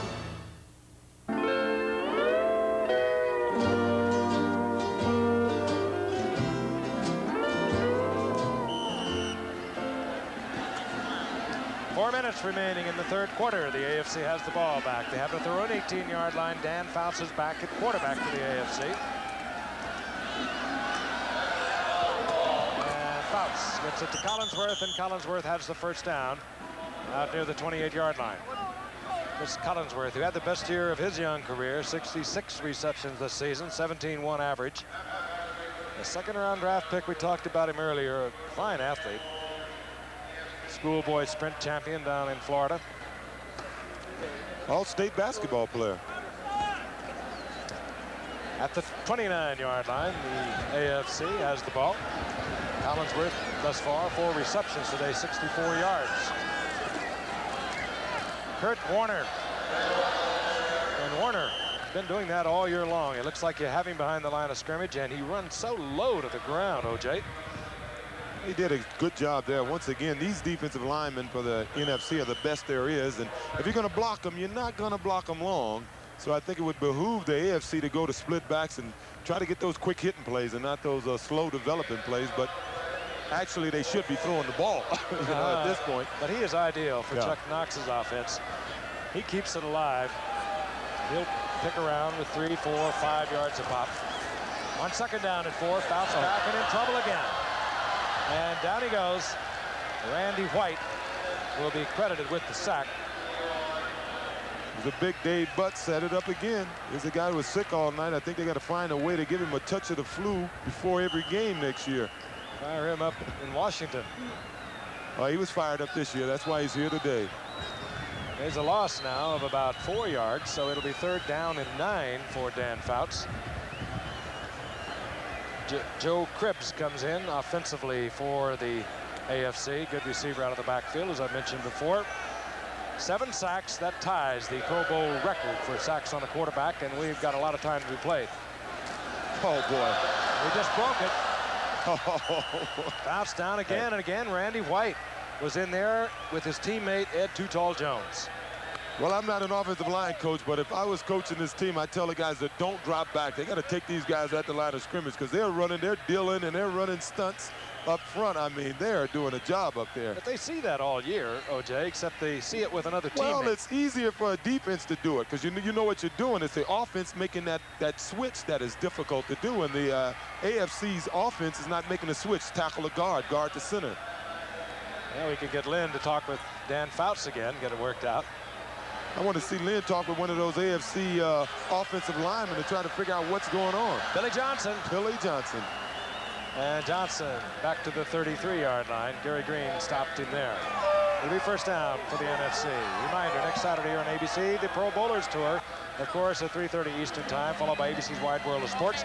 The WBA World Welterweight Championship, Donald Curry going against Marlon Starling. Undefeated champion Donald Curry defends his title in a rematch against top contender Marlon Starling. And, of course, Sugar Ray Leonard, who gave up the title that these two youngsters fought for. Well, we're going to look into his story, take a look at the story of his comeback. Ray's own views on that. We'll talk to his doctor, discussing his physical condition and any inherent dangers to his eyesight. And we'll also talk to Marvin Hagler, all next Saturday here on ABC. On 1st down, Walter Payton finds an opening, and he blows it out to the 43-yard line, close to an NFC 1st down. Kenny Easley once again sliding up. Take a look at Walter lined up at fullback, a little up back there. Unusual alignment for him. Just a straight drive block. We've got a whole lot of tailbacks here. Payton, Andrews, Dickerson, Dorsett. Little short on fullbacks. Just short of the 1st down was Walter Payton. Oh. But he'll pick it up this time out over the 45 to the 47-yard line. Big Jack Lambert was there. I maybe wish he wasn't there that time. Walter gave him a real nice pot. Let's go down to the bench and Lynn Swan. He's got a report for us. Well, Frank, OJ, you were talking about the AFC's offensive line. In the 1st half, I had a chance to talk to Mike Webster. He said one of the problems they were having is that they are area blocking. They're blocking the men that come into the area, and the defensive linemen, the NFC defensive linemen, are able to hold and slip away. The offensive line can't make the calls and pick up the man on the switch. So they switch to a man-to-man offensive line blocking. But that still is not working. Sounds a little complicated to me, man, but whatever is happening, Randy White, Ed Jones, and they're just having a field day along with English. And there you watch Tony Dorsett having his difficulties. He gets about a yard out of it. Yeah, it's interesting what he said. What you'll do if you watch the next time the NFC is out there, they'll take Leroy Selma, and he'll run and grab the man that's blocking Randy White. So he's being blocked by his man, and he's holding Randy White's man, and Randy White is looping around, getting to the quarterback. It's sort of successful. Sort of advanced defensive play for an all-star game. 8 times AFC quarterbacks have been sacked. And Joe Theismann moves over to have a chat with Bill Walsh, his head coach, as the quarter expires. And there it is, the end of the 3rd quarter. We'll be back in Honolulu after this from our stations.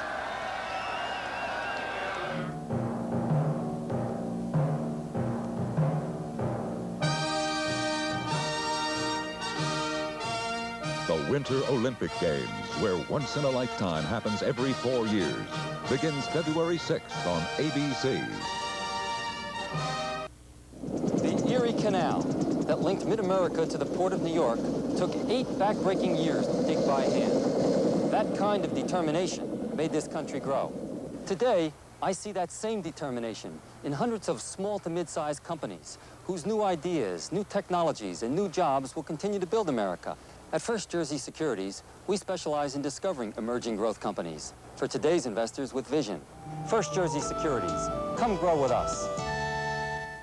Announcing a January sale so great, it'll knock your socks off. It's Walridge Carpet and Tiles 10 to 50% off everything sale. Every top name brand carpet, every first quality remnant, every color and style, every name brand fiber. Yes, almost everything is 10 to 50% off. So get back into your socks, shoes, and walk, run, or ride. But get to Walridge Carpet and Tile right now for savings of 10 to 50% on just about everything. At Walridge Carpet and Tile, we cover it all from Fort Lauderdale to Stewart. WPEC TV, West Palm Beach. The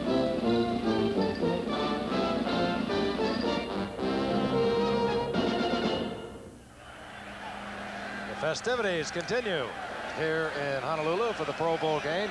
Some of these fans were here at 6:30 and 7 this morning, tailgating, having breakfast as we look at the NFC. Begin the fourth quarter, second down and 9. Theismann back.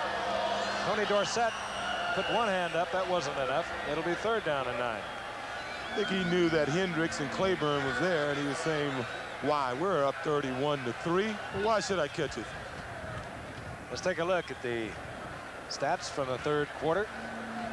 And again, the continuing domination of the NFC. 236 passing yards, 327 to 150 total yards, and much of it reflected in the fact that the AFC cannot throw the football. They're just getting too much pass pressure. We have had 8 sacks of AFC quarterbacks by the NFC defensive line. This is Walter Payton.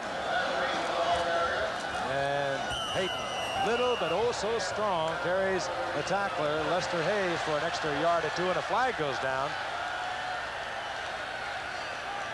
Someone could have been a little over-enthusiastic after the play had moved out of bounds. Here's Jerry Seaman getting it sorted out. Personal foul. And it works against the AFC. McElroy is complaining that it was not he that was the offender, but they're going to walk it off. It's a big one, too. It looked like Walter was going to get more out of that. They took advantage of Gastineau with flying in there, and not only did they get around him, he sort of blocked his lineman way. Personal foul, unnecessary roughness, number 37, defense, first down. Actually, they called it against Lester Hayes. That's Lester Hayes now. He has Walter Payton, and he just was a little over-aggressive in dumping Walter Payton when he was out of bounds.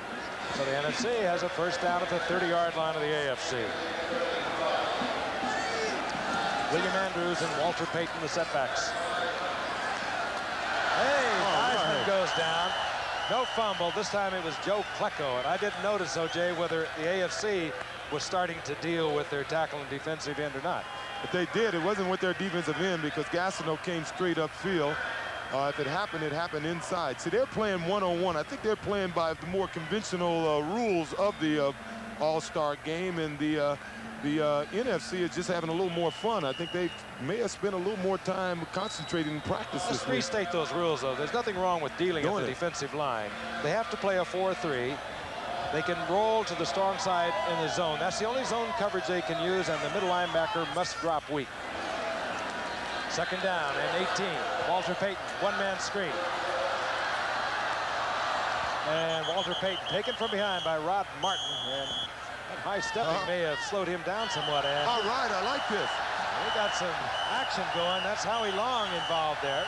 Yeah, and that's big Jackie Slater, who had a little problem with Mark Gastineau earlier in the season when he did a little dancing. But when you're messing with a guy like Jack Lambert, he's been in this game 9 times. He's not accustomed to being down 31-3, and I would imagine he's just a tad upset. Any game he plays in, when you talk about Jack Lambert, he's playing it to win. He is a very emotional player. And things were flaring somewhat. They're going to have offsetting personal fouls. We've seen a lot of that this year. I guess that's one way to keep law and order. Yeah, they just had Walter Payton and Lester Hayes went up and hugged each other. I guess they just made up. So maybe we'll see Lambert and Jackie Slater. No, I don't think we're going to see them. Well, that's what transpired.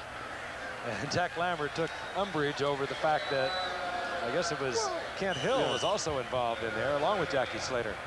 Yeah, 77 to Slater. I think he thought Jack Lambert was a little over exuberant. Normally you will get that from the first year guys, first time guys. I'll tell you a little story about that in a minute. They're down in 13 and the rain is coming down once again. Theismann under pressure once again, this time spins out of it. He needed more for the first down. He is about a yard short of the first down. Very close. This might be dependent upon how they mark it. Well, they did a little deal that time on the defensive line, and it worked, but the mobility of Theismann made it a positive play for him. Matter of fact, I just see the lineman Bumhauer and Schmerlich giving each other 5. I guess they decided to do a deal, and it worked for them. A deal is when you do the stunts that we were talking about earlier. That means the end coming down, knocking the man that is blocking the tackle off, and the tackle stepping around and really acting as a defensive end. The NFC has used it so successfully today, and now the AFC is starting to use it. And the NFC will go on 4th down and 1. Andrews, oh, he just blew through there to the 15-yard line for another NFC first down, and the rain now is coming down hard. This is a pure speculation on my part, but I'm interested in Ted Hendricks. There was some talk that he may retire. I'm surprised that he's still playing. I noticed 2 plays ago, Walter Payton, he was one-on-one on Walter Payton, and he really had no mobility. And I'm shocked that he's still in the on the football field right now. Maybe he's thinking this may be his last game. Of course, as I said, I'm speculating here. We have a first down and 10 for the NFC. Theismann tries to time it out with Charlie Brown, who can leap so high with those long arms. As O.J. mentioned earlier, he is like about a 6'4" receiver. Really a timing pattern. Absolutely, and you see the defender has to play with his back to the receiver. And this is one that Charlie Brown could have had. Ray Claiborne was in about the best position he could possibly be in. Nevertheless, that pass was certainly catchable. 2nd down and 10. We're in the 4th quarter. The NFC is dominated. They lead 31-3. Dickerson. And Eric, the terrible one, moves to the 10-yard line. Just so much of that sheer strength and power. Dickerson getting about 6 yards out of that effort. Is that velocity? Well, I guess you see it with Tony Dorsett. He's not the biggest guy in the world, but I've seen him run over people because he can get so much velocity going. That acceleration, boy, makes you strong. I guess we would have heard a lot more about him, even though we did hear a great deal as Tony from SMU when he put together over 4,400 yards rushing if he had not been playing at the same time as Herschel Walker. Plus, he was sharing the position with another fine back. That's Theismann to Kaufman, short of the first down, as Kenny Easley was there defending for the AFC. Theismann is having a great afternoon, which actually began in the morning here in Honolulu time, because right here it is 20 minutes of 2. 4th down. Well, Bill Walsh is in a funny situation here. You know, you go for it, you don't know if they're going to think on the other sideline, or are they pouring it on, but at 31-3, you don't want to kick what is a gimme field goal, you know. So I guess you go for it. Theismann now 20 of 26, 234 yards, 2 touchdowns. He's looking over a 4th down and 1. Speaking of going for it, Paul Kaufman, touchdown NFC. Play action. AFC thinking on 4th and 1. The NFC would keep it on the ground. Theismann tricked him up. Play action, and wide open was Paul Kaufman. And I bet Bill Walsh was hoping they wouldn't get it. He and Chuck Knox are good friends, and I'm sure I guess he feels they don't need another touchdown. A little delay over the middle. Kaufman probably blocked, took off across the middle, and he's all by himself. And Ali Haji Shriek has trotted out once again. Theismann now 3 touchdown passes. Sheik puts it through the uprights. And the lead is extended to 38-3. We'll be back. It's no use, brother. I've tried all the others. Been all around, but I've never found anything that even sounds as good as McDonald's Quarter Pounder. With cheese to please and French fries that defy any other to even try to satisfy my needs. When 100% beef is a must, it's McDonald's that I trust, cause I'm a mean potatoes man. So please understand, in my humble point of view, it will always be McDonald's and me and you. Inflexible Express. Hi, can you get a package to Yugoslavia? Absolutely, positively not. How about Taiwan or Peru? Absolutely, positively not. Well, Purolator Courier can. We're more flexible than a certain express company. We now serve over 100 countries, so the courier that delivers the most packages overnight in North America now gets them to even more of the places you want. Call Purolator Courier. You want it, you got it. Worldwide. All you gotta do is smell the coffee, splash on Old Spice. Now you're moving, isn't it nice? Standing tall now, you're doing it right. Pour out a handful, splash on some spice. Nobody sends more guys out there than America's favorite, unmistakably masculine Old Spice. Now you're moving, don't think twice. Splash on the feeling, splash on some spice.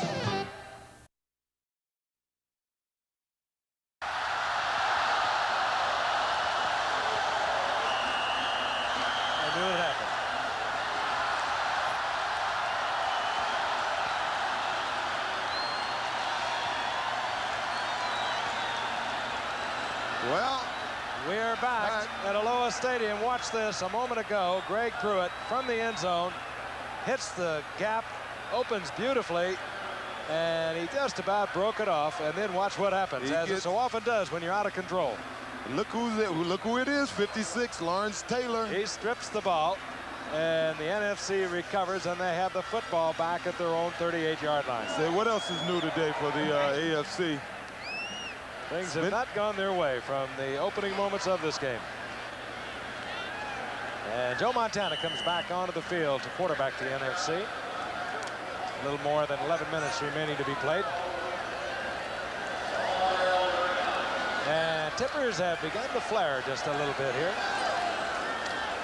On first down, Montana, Cosby, and Cosby short of the first down out to the 47-yard line. Take a look at the fumble. He had to slow down right here to avoid Ronnie Lott, and that gave Lawrence Taylor just what he needed to catch up.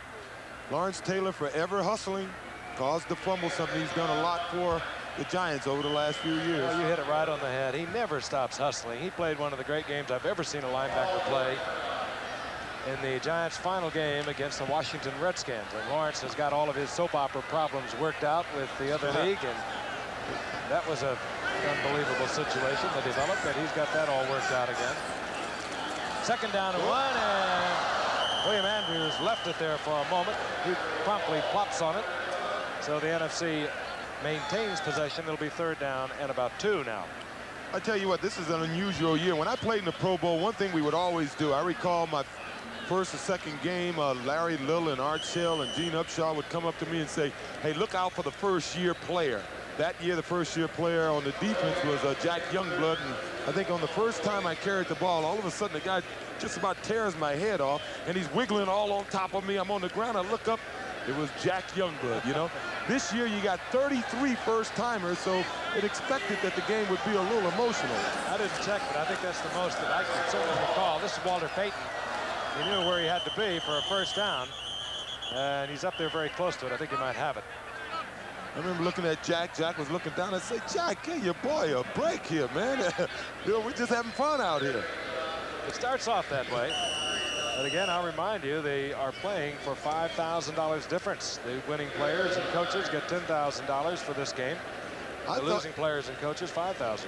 I thought Chuck Knox did the right thing in the beginning of the week. I thought his team would be real motivated because what he did He told all the wives and the player to allow their wives to go out and charge $5,000 worth of goods here. So he figured that would motivate the players late in the game. They got $5,000 of bills coming from the wives, and they would play. Didn't work. Well, maybe Bill Waltz told him to go out and charge $10,000. You saw the indication. First down, NFC. 38 points, the new Pro Bowl record by the NFC. The old record, 37 points. And this one's not over. It's only right. The AFC wins the Super Bowl. The NFC wins the Pro Bowl. First down and 10, NFC. Andrews for 4. It'll be second down and 6. Another Hall of Famer. There were 4 of them announced yesterday. Let's take a look at Arnie Weinmeister. 2 years with the Yankees, but this was Arnie Weinmeister playing with the Giants in the early 50s. One of the great players ever to play this game. He only played 4 years with the Giants, 2 years with the Yankees. But he really impressed the people that do the voting. Here he is right now. Former teammate of mine, Lynn Swan, is with him. Thank you. Arnie, can you tell us your feelings on being selected to the Hall of Fame? Well, it's a terrific thrill for me, particularly since I've been out of the game for 30 years and have had the privilege of representing working people all over America on behalf of the International Brotherhood of Teamsters. I certainly want to share this thrill with all of them. It's kind of the capper to my early career in life, and one that couldn't be matched anywhere, I'm sure, and I'm really proud of it. Having played in 1948 to 1954, can you give us some perspective, your perspective on football and where it's going? Well, I think since I left the game, one thing I see is that they're getting bigger and faster. The game is more technical, and of course, I don't think that anyone at the time that I played ever felt that it would become the extravaganza that it is today. Congratulations, Arnie. Thank you very much, Wayne. Frank? Arnie Weinmeister, one of the new Hall of Famers. You saw Dickerson a moment ago. This is William Andrews on a 3rd and 5, and he finds a big opening. Kenny Easley finally chases him out of bounds. But Andrew just exploded through a little gap, and he gets the first down for the NFC inside the 30-yard line. You know, in listening to Weinmeister as we look at the replay, boy, he's so articulate, Frank, and there's so many guys off that Giant team that's working in television, and they speak so well. Did you guys have a voice coach or something there? I think it's just the proximity to the people that handle those sort of things in New York. I remember Arnie Weinmeister, though. He was a great leader of our ball club. As I mentioned, he only played 4 years, but he was just the dominant defensive lineman when I came into the game. I was a rookie with Arnie. But Arnie Weinmeister, Willie Brown, Charlie Taylor, Mike McCormick, they are the new inductees, and you've met them all today. Montana gets the screen to Dickerson. And Dickerson, ever so quick, tried to break it back inside, saw a defender, turned it up, and makes about 7 yards out of it. I'd like to remind you, our telecast is presented by authority of the National Football League. It's intended for the private use of our audience. Any rebroadcast or other use of this telecast without the express written consent of the National Football League is prohibited. What you mentioned a moment ago about the Giants, O.J., we could be accused of that at USC. We've got the Trojan Triumvirate today. Len, O.J., and yours truly. Fight on. 17 Pro Bowls between us. Got about 6 guys out there playing today. On second down and 4, we watch Walter Payton, and Payton will have another NFC first down as we move inside 7 minutes remaining. Oh, yeah. Producer and director, Mr. Goodrich, and Mr. What's that other guy's name? Sedaris, SMU boys. All of them record holders. And as I'm reminded, along with Eric Dickerson. Boring. There he is, right there. Number 28, 1,808 yards as a rookie. Set an NFL record for numbers of carries. Over 2,000 yards of offense. Johnny Robinson liked to watch him run, so he let him run all year long. I tell you what, he did a job of it. First down, Walter Payton tries over the right side and gets inside the 15. Gain of almost 4. Well, as I said earlier, I think because of that overdrive that he has and his natural running instinct, he's certainly the premier back of the future, but I know Herschel Walker's out there and Marcus Allen's out there. They wish they can play behind the type of offense that he has, and I think they would probably do as well. So much depends upon the team you play with, the quality of the players you're surrounded by, and of course the coaching philosophy. Second down and 7. Peyton got 3. Dickerson. Dickerson against the grain. He's dangerous that way. And Dickerson into the end zone, loses the football, but he had crossed the plane. SMU, huh? Eric Dickerson is showing the fans that still remain here in Aloha Stadium the kind of greatness that he provided for fans throughout the entire season in his rookie year. Well, he's showing that he doesn't need John Robinson all the time. This looks like student body left. Yep. Now this is step speed, just running over. These are defenses. Look at Kenny Easley is certainly no slow poke, and he didn't have a chance. So Eric Dickerson puts it in the end zone again for the NFC. And whether or not Bill Walsh wanted it to happen, he got it no matter what. And Aliazi Sheik puts the 45th NFC point on the board in one of the most upsetting routes that we have ever seen in Pro Bowl play. In this Olympic year, United Airlines salutes the best friends an up-and-coming athlete could ever have, Mom and Dad. Come run with me. Time for practice, son. Fly with me. Spread your wings and reach up to the sky with me. Together we can go the world just one better. Climb with me, soar with me, reaching higher than you've ever been before with me. Together we'll reach out, and together we can climb. At United, we know how important it is to have a friend standing by you every step of the way. We are proud to be the official airline of the 1984 Olympic Games. You're not just flying, you're flying the friendly skies.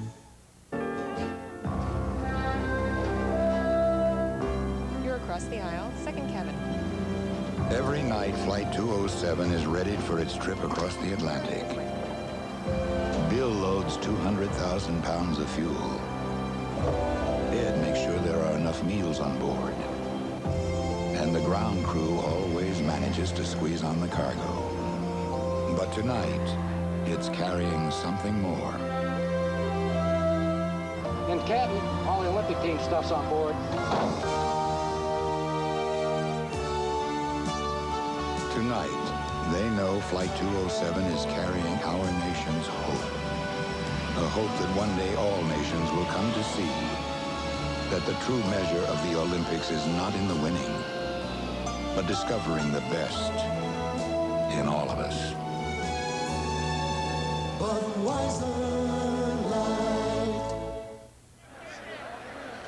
Eric Dickerson just put on quite a show for the Pro Bowl fans watching here at Aloha Stadium and also across the country. And meanwhile, the AFC trying to get some self-respect back. They have a first down and 10 at their own 30-yard line. Bill Kenny fires over the middle of Todd Christensen, and Christensen, the #1 receiver in the NFL for the Raiders this season with 92 receptions, gets the first down out at the 43-yard line. And did he have some big receptions this year? I tell you, many big third down receptions. You think with 92 receptions, they were just dropping the ball off to him. But I can tell you, week in and week out, he made the big catch and helped them win. Great story, released by the Cowboys after being drafted as a running back, #2 in '77. Released by the Giants. As we watch Collinsworth, got 8 yards. And the Raiders picked him up. They moved him from running back to tight end, and he is the top receiving tight end in pro football as of today. And Mark Haynes of the Giants is shaken up a little bit on the sidelines. Yeah, I think he had a little equipment problem. Something popped off his helmet there. That's what it is. It's not any kind of an injury. So Everson Walls comes in to replace Mark Haynes at the corner spot. Second down and 2.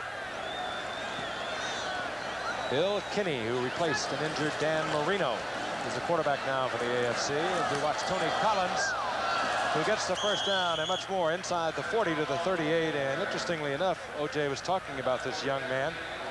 He had the best average per carry in the NFL this season. 1,049 yards, but he averaged 4.8 per carry. And he had a couple of big games, 200-yarder, early in their year against the Jets. One of them, namely. 38-yard line, first down AFC. Collinsworth split up to the top of your screen. That's the time remaining in the game.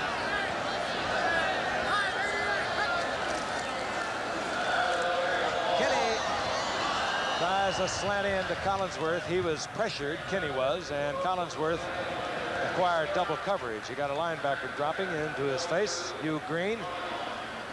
Well, there we are looking at Chuck Knox. I really think the difference in this game is just Bill Walsh's coaching philosophy opposed to Chuck Knox. Bill, you know, this game is suited to him. It's wide open. Chuck, he likes that emotional type game. That's Bill Walsh there. He likes to put the ball on the ground, put that Rydell on the opponents, and his game is more suited to getting the guys emotionally geared. It's hard to get the guys psyched up for a game like this, and they want to have fun, and Bill Walsh's offense is a fun offense to play. On 2nd and 10, Kenny from the shotgun. Fires to Christensen over his outstretched hands. A couple of records have fallen. Certainly the number of points with the NFC scoring 45. We mentioned that a moment ago. Theismann has broken the completion record that Dan Fouts set a year ago. Theismann with 21 of 27 thus far, 240 yards and 3 touchdowns. Greg Pruitt has broken the Pro Bowl return yardage record for kicks and punts. He has 192 yards already on the day, the old record being 175. So the records are falling today. And the pride and the ego of a lot of AFC players has taken a pretty good shellacking. 3rd down and 10. Kenny gets it into Joe Cribbs, who is in a crowd. Lawrence Taylor was there, and he also attracted defensive back Dwight Hicks. With Lawrence Taylor. 4th down now, and about 6 for the AFC. They're trying to keep it alive, gain some measure of respect.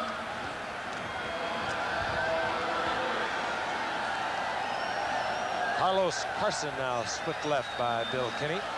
Chris Collinsworth out to the right. Kenny drops into the shotgun.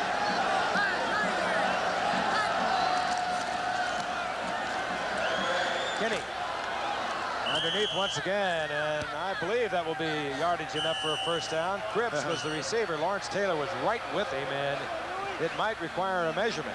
Yeah, you see Ricky Jackson there trying to tell him the ball was back a little farther. You know, first down. Nope, it's first down, the AFC. And then Swan's on the sideline with William Andrews, a contender for MVP. William, you set a Pro Bowl record, 2 touchdown catches. Did you think you'd be so impactful just in the passing today? Well, Lynn, you know, this offense is sort of similar to the one we won in Atlanta, and it's just a matter of being in the right place at the right time. We were there, and at least I was there, and Joe was able to find me on both occasions, and turned out to be good. Why is the NFC offense just dominating the game? Well, I think the fact that, you know, we got so many players in key positions that are skilled at those positions and excellent at those positions.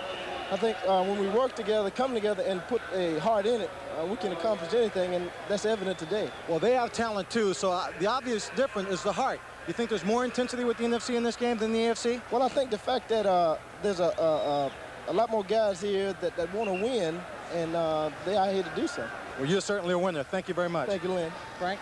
And it is. And meanwhile, we have the 2-minute warning being indicated to both benches. The AFC is faced with a 2nd down and 10. We'll be back in a moment. Come on in, take a seat. We're gonna tell you what the big boys eat. Name is Wheaties, kick a wheat. Now you know what the big boys eat. Hello, milk, come on in. Jump in, berry, have a swim. Wheaties, Wheaties, not too sweet. Now go tell your mama what the big boys eat. Part of your good breakfast. Airborne has moved ahead of the pack and is challenging Federal to a race. Now, Federal starts this race with a big lead, but with a staggering load of packages to carry every day. At Airborne, we're just the right size to give you great service and move fast. So fast that Airborne makes most of their deliveries before 10:30 a.m. No wonder more people are switching to Airborne than ever before. And no wonder we say, watch out, Federal, here comes Airborne. U.S. national champions Kitty and Peter Carruthers are a sister-brother combination to be reckoned with in Sarajevo. They want gold. Starts February 6th on ABC. An Olympic year here on ABC. I mentioned earlier my wife Astrid would be running and carrying the torch, the first woman to do so for the Foundation for Children with Learning Disabilities. O.J. Simpson will be running a kilometer with the torch this spring for the Boys Club. Yeah, in the L.A. area. And Bill Kinney has been running for his life. He is now looking at a 2nd down and 10, 1:55 remaining in the game. AFC trying to put points on the board, and Carson just a little long. Carlos Carson. Yeah, he's been around it all day, but he just couldn't grab that ring. Seats now starting to empty out here at Aloha Stadium. I want to remind you, viewers, that coming up next, except on the West Coast, stay tuned for Ripley's Believe It or Not. And on the West Coast, you'll see superstars. Yeah, my man Marcus Allen's down there, huh? They've got some great athletes down there. I've watched some of these football players participate in the superstars. Chris Collinsworth absolutely amazed me. Tony Dorsett, tremendous strength. Greg Pruitt came close to breaking the obstacle course record held by Lynn Swan. 3rd down and 10. Kenny overthrowing and is picked off by Mark Haynes. Kenny trying to get it to Duper, and here comes Haynes. Here comes Cribbs. And Cribbs collars Haynes, takes him out of bounds at the 25-yard line. It's So Haynes, it's everything Cribbs. that could go wrong has gone wrong for the AFC today. It's all over, except for the counting up of the extra 5,000 for the NFC. The party the office was throwing for the personal computer was getting a little dull. It seemed compatibility was the problem, until one latecomer arrived with a stunning sperry the Sperry PC. It ran all IBM-compatible software and communicated with something a lot of people had in common, the main computer, Sperry's, IBM's, or both. The Sperry PC. It's what the personal computer should have been in the first place.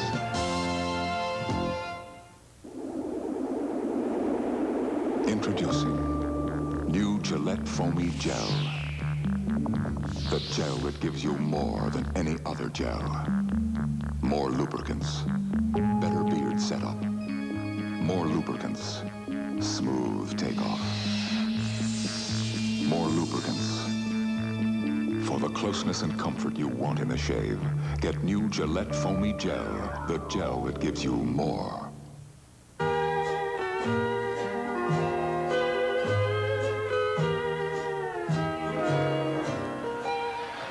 Back in Honolulu, the most one-sided game that we have ever had. Joe Theismann has won the Dan McGuire Most Valuable Player Award, named after the late Dan McGuire, a sports writer here for the Honolulu Advertiser and a PR man for the 49ers. But Joe Theismann has won that MVP award, and a moment ago, Walter Payton skirting the right end, got himself tied up, coughed up the football. Fred Smerlis was there, and the AFC has another chance to put points on the scoreboard. But I might point out, too, that Theismann had the most lopsided MVP vote of anyone since another MVP winner of a few years ago in 1973, and that was O.J. Simpson. Only one person voted against Theismann, and that was Joe Cribbs, getting inside the 20 for the AFC. I thought you said Joe voted against him. Actually, being partial to running backs, I split my vote. Theismann, Andrews. There's Joe Theismann. Very exuberant young man, right at the peak of his talent also. He'll have a word with you, too. Was Cribbs just tagged by Ricky Jackson? I was talking about him earlier. This is the guy that constantly outperforms all the linebackers in tackles, but nobody ever heard of him. On 1st down, Kenny. And overthrowing, trying to get it to Tony Collins.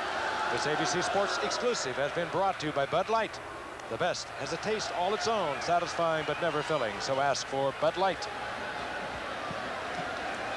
So it's going to be time off for a lot of these players.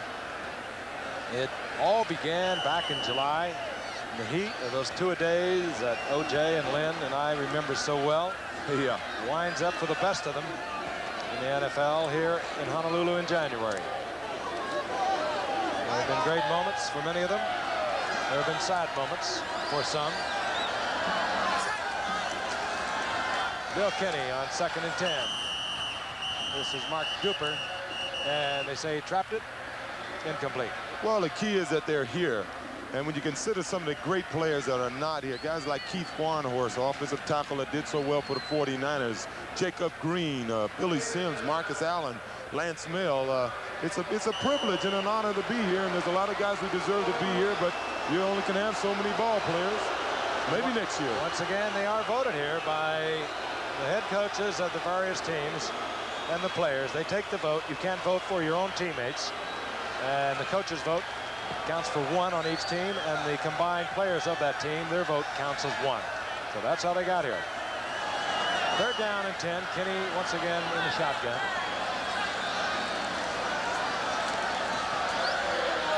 Kinney trying to get it to Duper, and Duper was covered so well by Everson Walls.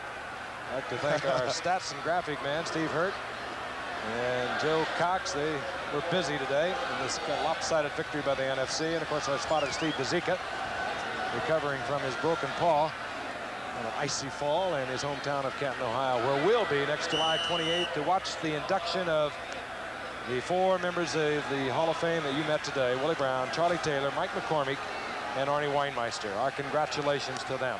Well, let me take a little time here to thank you, Gifford, and my first year on Monday Night Football, Howard and Dandy Dime, wherever you are. It's been educational for me, and it's been a lot of fun. We've had a lot of interesting games. Yeah, much like this one. On 4th down, trying to go to Kellen Winslow, incomplete. And the NFC will get the ball back, and Mark Haynes and Winslow are both a little slow getting up, along with Mark Murphy. Very tight down here. This is a baseball park during the baseball season. And the corner of that end zone is very tight to the dugout. And there's Dan Fouts, who explained to Lynn Swan that it wasn't his fault that he could not get out of the grasp of the on-rushing defense of the NFC. As he was saying goodbye. Well, Lynn made quite a friend, I think, out of Dan. Way to go, Swanee. Dan Fouts, he holds so many NFL records, all the Charger records in passing. And one has to hope that the Chargers will rebound from their 6-10 disappointing season, and one suspects in a Don Coryell they will. Walter Payton is the acting quarterback. That will go into the record book. Walter Payton, 0 attempts, 0 completions. Time is running out. The players congratulating themselves, and the NFC has tied it up. They will win the $10,000 per man. We'll be returning in just a moment.